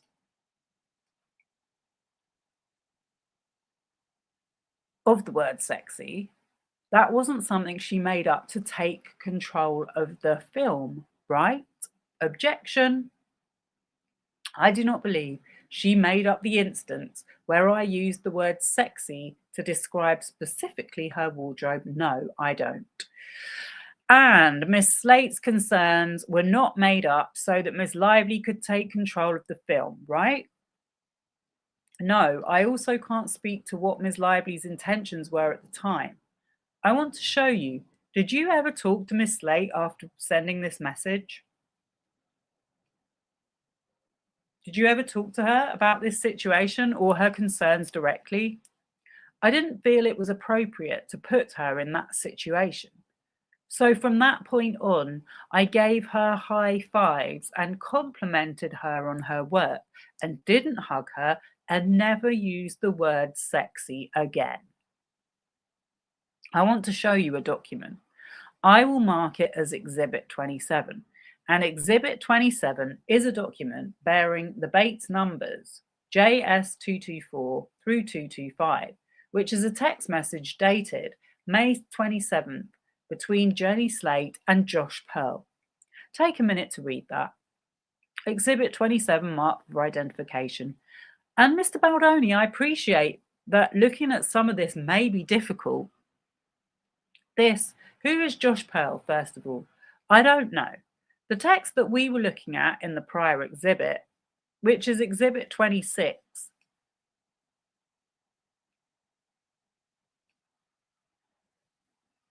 and the messages that you sent to Ms. Slate and Ms. Lively was from May 30th. This is an exchange on May 27th. Is that right? It appears to be. Sad. You talked before about your desire to tell the story through the female gaze. Is that correct? It was a desire, yes. Why did you choose a male director? Well, for some time, I was actually looking for a female director.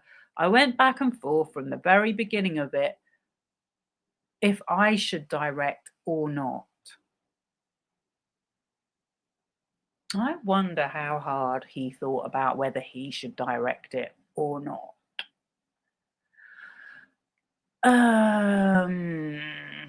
Honestly. Originally, I had optioned the book to direct it, and that was the original plan. And that was back in 2019 or so. And culturally, the conversation changed very fast. And so I thought maybe I shouldn't direct it. So there was a period of time there where I wasn't going to direct it. And then in the developing of it with Christy Hall, and in speaking to many of the women in my life and women who do specific work as it relates to gender, I sought advice. I started feeling like I was seeing the movie and what was possible. And I thought if I could surround myself with the right team, that there was actually something that I could do justice to because it wasn't solely a female story. Oh no. There also were elements that I believe could be really helpful to men. Because this movie had male audience all over it. I mean,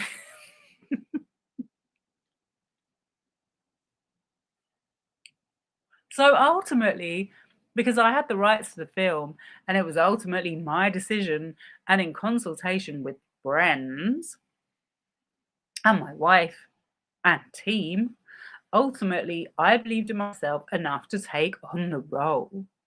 You thought you would be the best person to direct this film. At the time, I did. Did Colleen Hoover ever tell you that she wanted the director of It Ends With Us to be a female? My recollection from the very beginning was that Colleen Hoover knew I was going to be directing this film. That was why she gave me the rights. So my question is, at any point in time, did Colleen Hoover ever tell you that she wanted the director of the film to be female? I don't remember a conversation like that. It may have happened, but I feel like I would remember. Okay. Do you recall ever having a conversation with anyone where they told you maybe the director of this movie should be a female? I don't remember a conversation like that.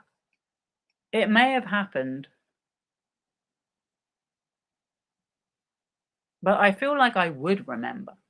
Okay. Do you recall ever having a conversation with anyone where they told you maybe the sorry, I just said that. I think during the time that I was just discussing where there was a big shift culturally, yes, which is why we were looking for a female director for quite some time. Okay, but ultimately, you decided you were better positioned to tell the story. Objection. I wouldn't characterize it that way at all. Do you recall ever saying to Brendan Sklenar on the film set something to the effect of, I have to tell you something, but I don't want to get cancelled or lose my job? Remember that Instagram reel when he said, if you knew what I got up to, my audience would cancel me? I feel like this is a moment. You can't say anything on this set anymore.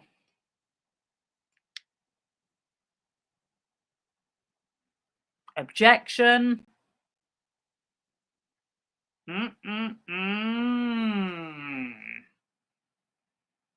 I see.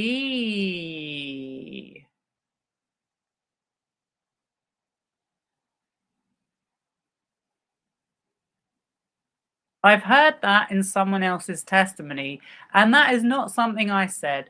That's also not the way I speak. Oh. Whose testimony did you hear that in? I believe Jenny Slate's. Did you come to ever feel like you couldn't be open or candid or unfiltered on your set? Yes, but not for any reason that it's inferred in that text. Nor would I ever say anything to Brandon Sklenar like that. So if somebody said they heard you say that, your under oath testimony would be they are mistaken. My under oath testimony is that I don't believe I ever said anything to that effect to Brendan Sklenar. Did you say to Ms. Slate, when you made the sexy comment, that you could say that because your wife was there? Objection.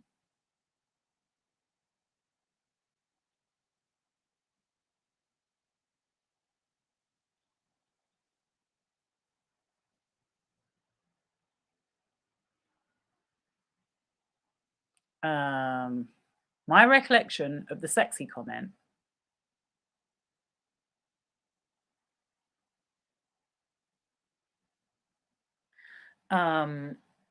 Sorry.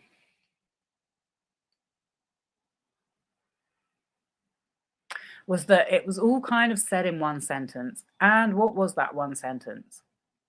Miss Slate walked in. As a director, I was doing whatever I was doing, getting the set ready. I looked over to her. She was wearing I believe, black leather pants, which were designed to, I'm sure, look sexy. And without thinking, I said something to the effect of, oh, wow, those pants look sexy on you. And my memory, if it serves me correctly, my wife was in the room nearby. And I think in my head, I was like,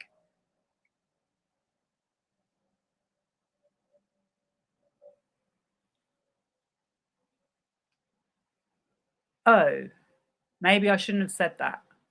And I wonder how many times, like, if you have, anyway,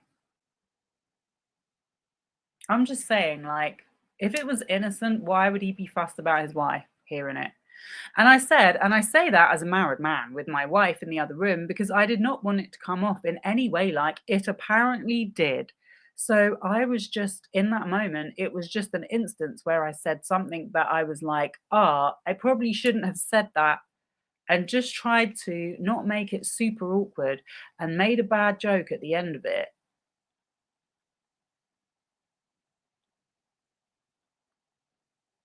What you just described to me, I probably shouldn't have said that. This is Gottlieb speaking. My wife's in the other room. Is that something you said out loud, or is that in your head what you were thinking? Well, I was like, it was like an internal dialogue. Internal dialogue? Like it just came out. It was an instance where I said something without thinking. Okay. Have you ever discussed, in the context of the events of this film and what happened on set, have you ever discussed trying to describe them as a component of neurodivergence? Objection. That being an instance, yes.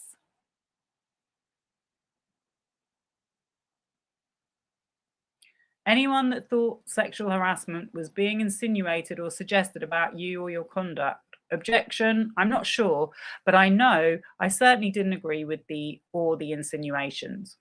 If you had thought that sexual harassment was being insinuated, suggested, would you have wanted some kind of an investigation to be done or to exonerate yourself? Objection. I'm not sure. I'm going to mark a document. Before I do, Mr. Baldoni, I see you have a drink in front of you. Yes? That's a drink called Update, right? Yes. Are you a sponsor or a promoter of Update? A sponsor? Yeah.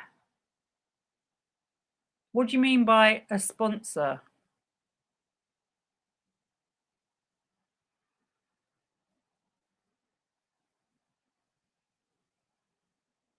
Don't leave me hanging. Oh, we're getting to the bit, something in her teeth. Oh. So are we going to find out that there's a drink involved? I didn't even know about this. What's Update?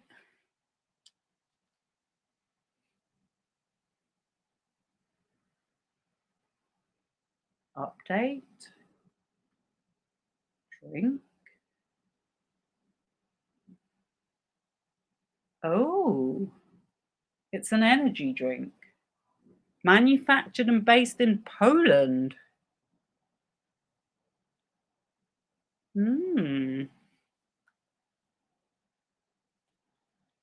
Guess we'll hear more about that.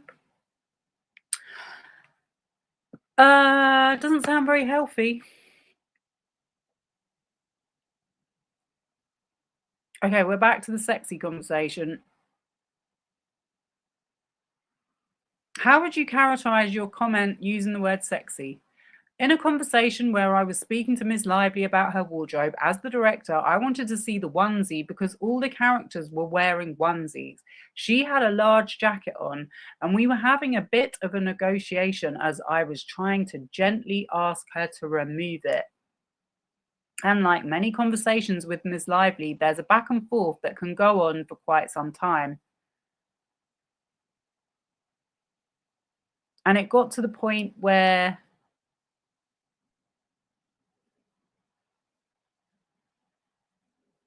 we were having a bit, and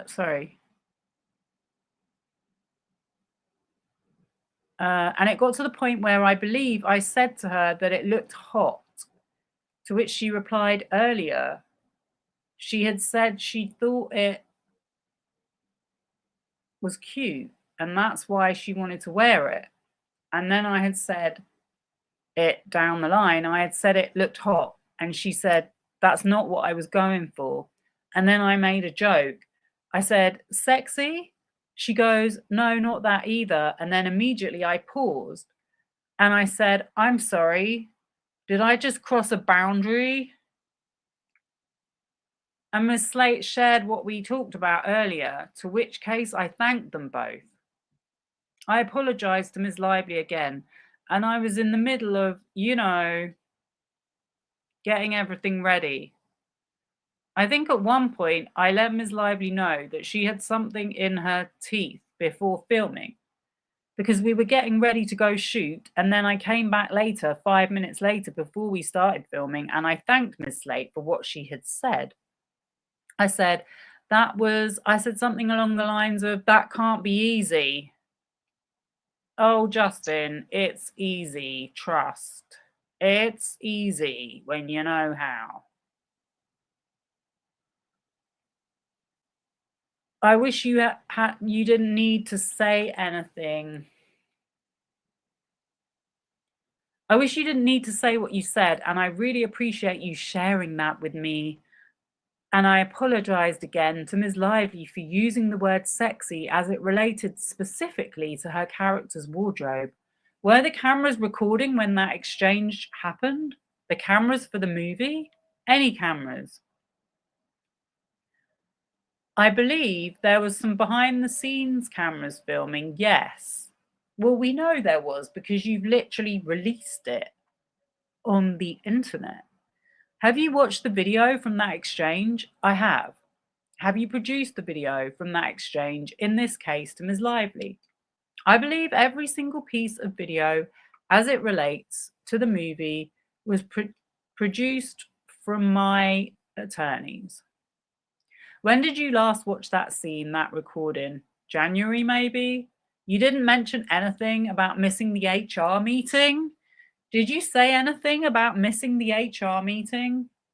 Yes, I did.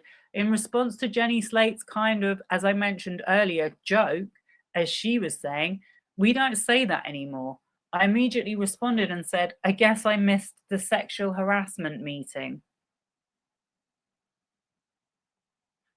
And you know what else happened then? Someone rolled their eyes. Did you miss the sexual harassment meeting? That's why I made the joke, because I did not miss the sexual harassment meeting.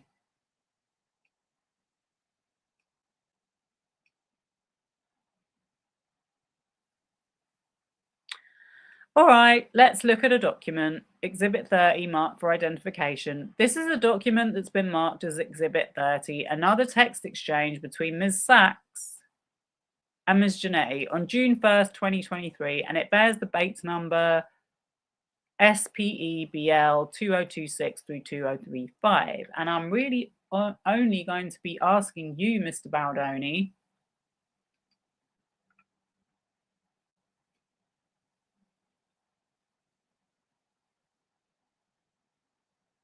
if you thought Ms. Lively was upset and that's why she was sharing the story. I can't, one, speculate to what Ms. Lively was feeling. All I was saying was that she did not seem upset as she was sharing the story. It felt like this was something that she wanted to share to ensure it didn't happen again, but I can't speculate as to what she was feeling or not feeling. She didn't want it to happen again. You understood that? Yes. Okay.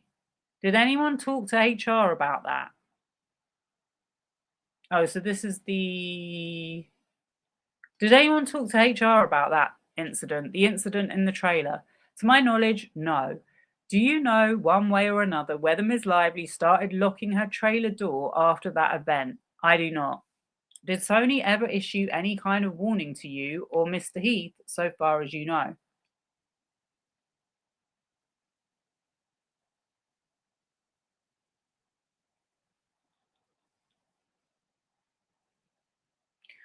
A warning? A warning. No, not that I'm aware of. A caution? You're welcome to refresh my memory, but not that I can think of. That's fine. I'm just interested if you recall any time that they cautioned, warned, or otherwise issued anything that sounded like that to you. I don't recall a warning or a caution. Mr. Baldoni, you've been handed what's been marked as Exhibit 31, which is a document bearing the Bates numbers Baldoni 16447316452. And this is a text chain, I believe, between yourself, Mr. Heath, Ms. Abel, and Stephanie Jones on November 10th, 2023. Let me know once you've had a chance to look at it. Okay. Had a chance to review Exhibit 31, Mr. Baldoni? I have. Do you recognize this document? Do you see that meeting was supposed to include the director, all producers, the Sony representative, the newly engaged third-party producer, BL and BL's designated representatives to confirm and approve a plan for the implementation of the above that will be adhered to for the physical and emotional safety of BL, her employees, and all the cast and crew moving forward. I do. Did that meeting occur? I believe that meeting did occur. When did that meeting occur?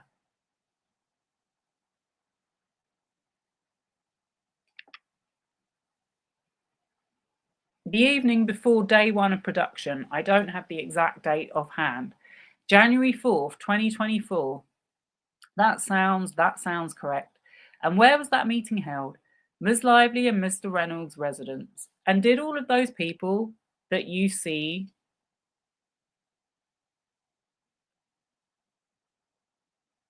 recess? Oh, he brought the group text out.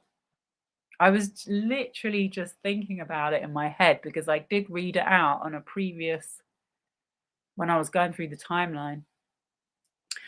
How would you describe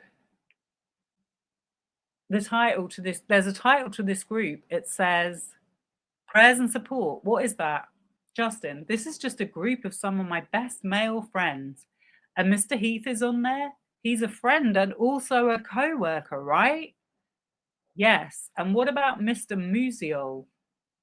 My best friend and not technically a co-worker, former partner. Okay, here you are saying, we all know what this document insinuates, right? I see that. You say, as read, this is all a manipulation, right? I see that as I said that too. You say, there's even silly things, inferring Jamie was inappropriate, which is silly, right? I read that, yes. Is this the reference? Is the reference to Mr. Heath that's in the 17-point list a reference to entering trailers? Objection. I have no idea what I was referring to here. Okay, but what you knew was you thought that there was something inferring that Mr. Heath had been inappropriate, which you thought was silly. Objection. I don't know what I was saying was silly, and that's what I can tell you. You said that this letter was sent in an effort to gain power over you personally and the studio, right? I think that's what I believed. That's what you believed at the time, very clearly, yes. Yet you thought all or nearly all of the requests or the conditions in the letter were reasonable, right? Objection. I did. So what kind of a plan is that? Objection. If you're trying to come up with a plan to assert power and domination over somebody, why would you send them a list of 17 very reasonable things to do?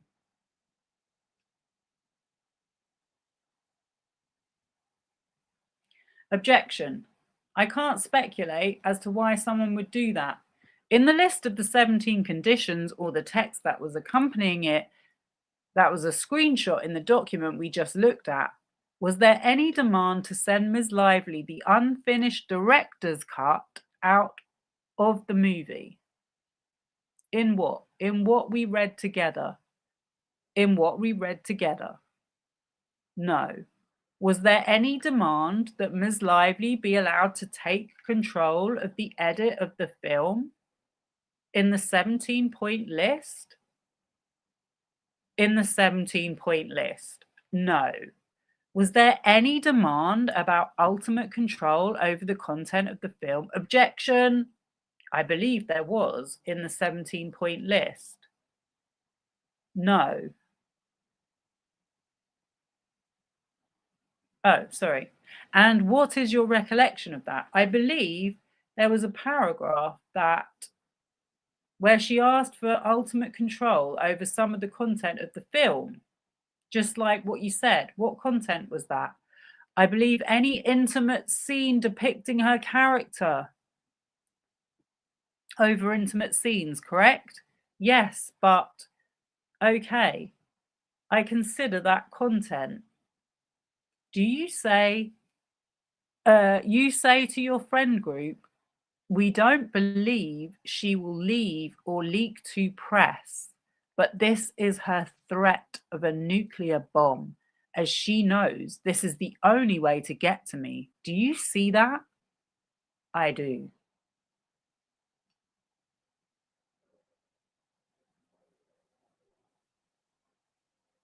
What did you mean, this is the only way to get to me? I'm not sure what I meant. Do you believe that as you sit here today, that the 17-point list was a nuclear bomb and the only way to get to you? Again, I don't know what I meant. This was a text sent in a very confusing, dark time. So why did you feel like it was appropriate to send details about it to a friend group that included lots of people that didn't work at Wayfarer Studios? Objection. I don't believe I sent the document itself or any attachments. You just described it. Objection. I wasn't aware that there was anything in that document saying that I couldn't describe it. Before, when I was asking you about the incident in Ms. Lively's trailer involving Mr. Heath, did you ever take any steps to confirm or learn what had actually happened in that meeting? Objection. My understanding is anything that happened during that meeting interaction was discussed in person and worked out. And my recollection is Mr. Heath apologized to her for even looking in her direction. That's what he was apologizing for, and it never happened again. Did you ever take any steps to decide for yourself what you thought had happened? Objection. I'm not sure what further steps I could have taken, as Ms. Lively herself spoke to Jamie, and they were the two people involved. You later came to learn that Mr. Heath had a different view of what happened in the trailer with Miss Lively, right? Slightly different at the time. And so, did you take any steps to try to ascertain whose version of events was correct or accurate? No, because at the time the stories seemed to be pretty similar and there was no reason to. It was worked out. Eventually, you believed Mr. Heath's version of what happened in the trailer. Objection. Again, at that time, which was 2023, the versions were very close. They seem to be very different now. Earlier, we talked a little bit about the January 4th meeting in Ms. Lively's apartment. Do you recall that? You said, well, withdrawn. You attended that meeting. I did. It was memorable. Objection. That's one way to put it. Would you characterize it as traumatic? I, for me, would. I'm not sure if anyone else would. I'm only asking about you, sir. Objection. Yeah. During that meeting, did Ms. Lively read a list from her phone? She did. Do you have a distinct memory of her reading a list of incidents or items from her phone to the group during that meeting? I do. Okay, I'm going to mark the next exhibit, 33. Mr. Baldoni, you've been handed what's been marked as exhibit 33. This is a document bearing the Bates numbers BL 38461 through 38462. Do you know, one way or the other, as you sit here today, whether this is the list that Ms. Lively read from her phone during that meeting on January 4th? This was not the list that Ms. Lively read from her phone. How do you know that this is not the list that Ms. Lively read from her phone in that meeting on January 4th, 2024? For one, she never used the wording no more. That's how I know, first off. Okay, I'm going to skip past this because it's really getting on.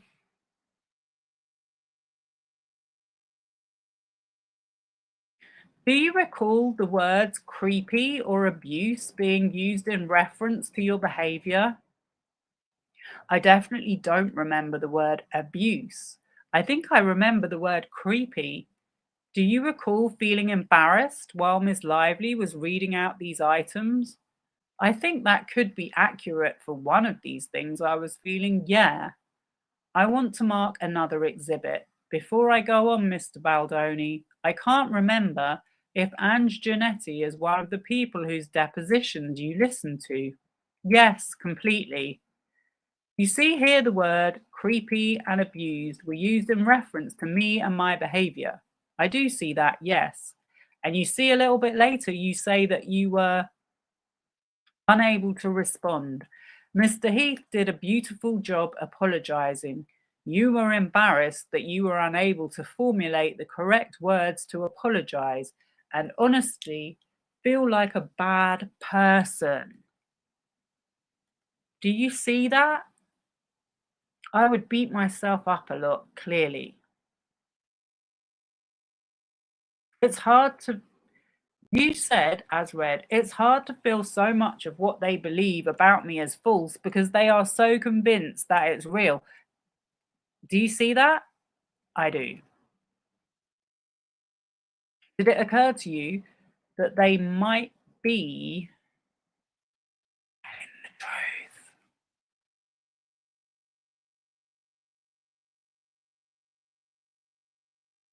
Oh, there's another 10 pages. I don't know if I should stop or carry on.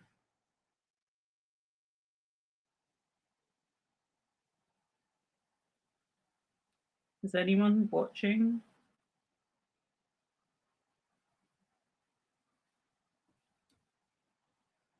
I might have to.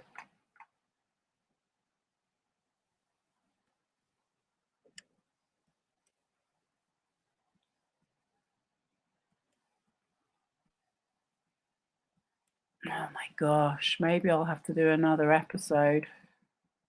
This is all about the 17 points. Oh, lies. He's definitely getting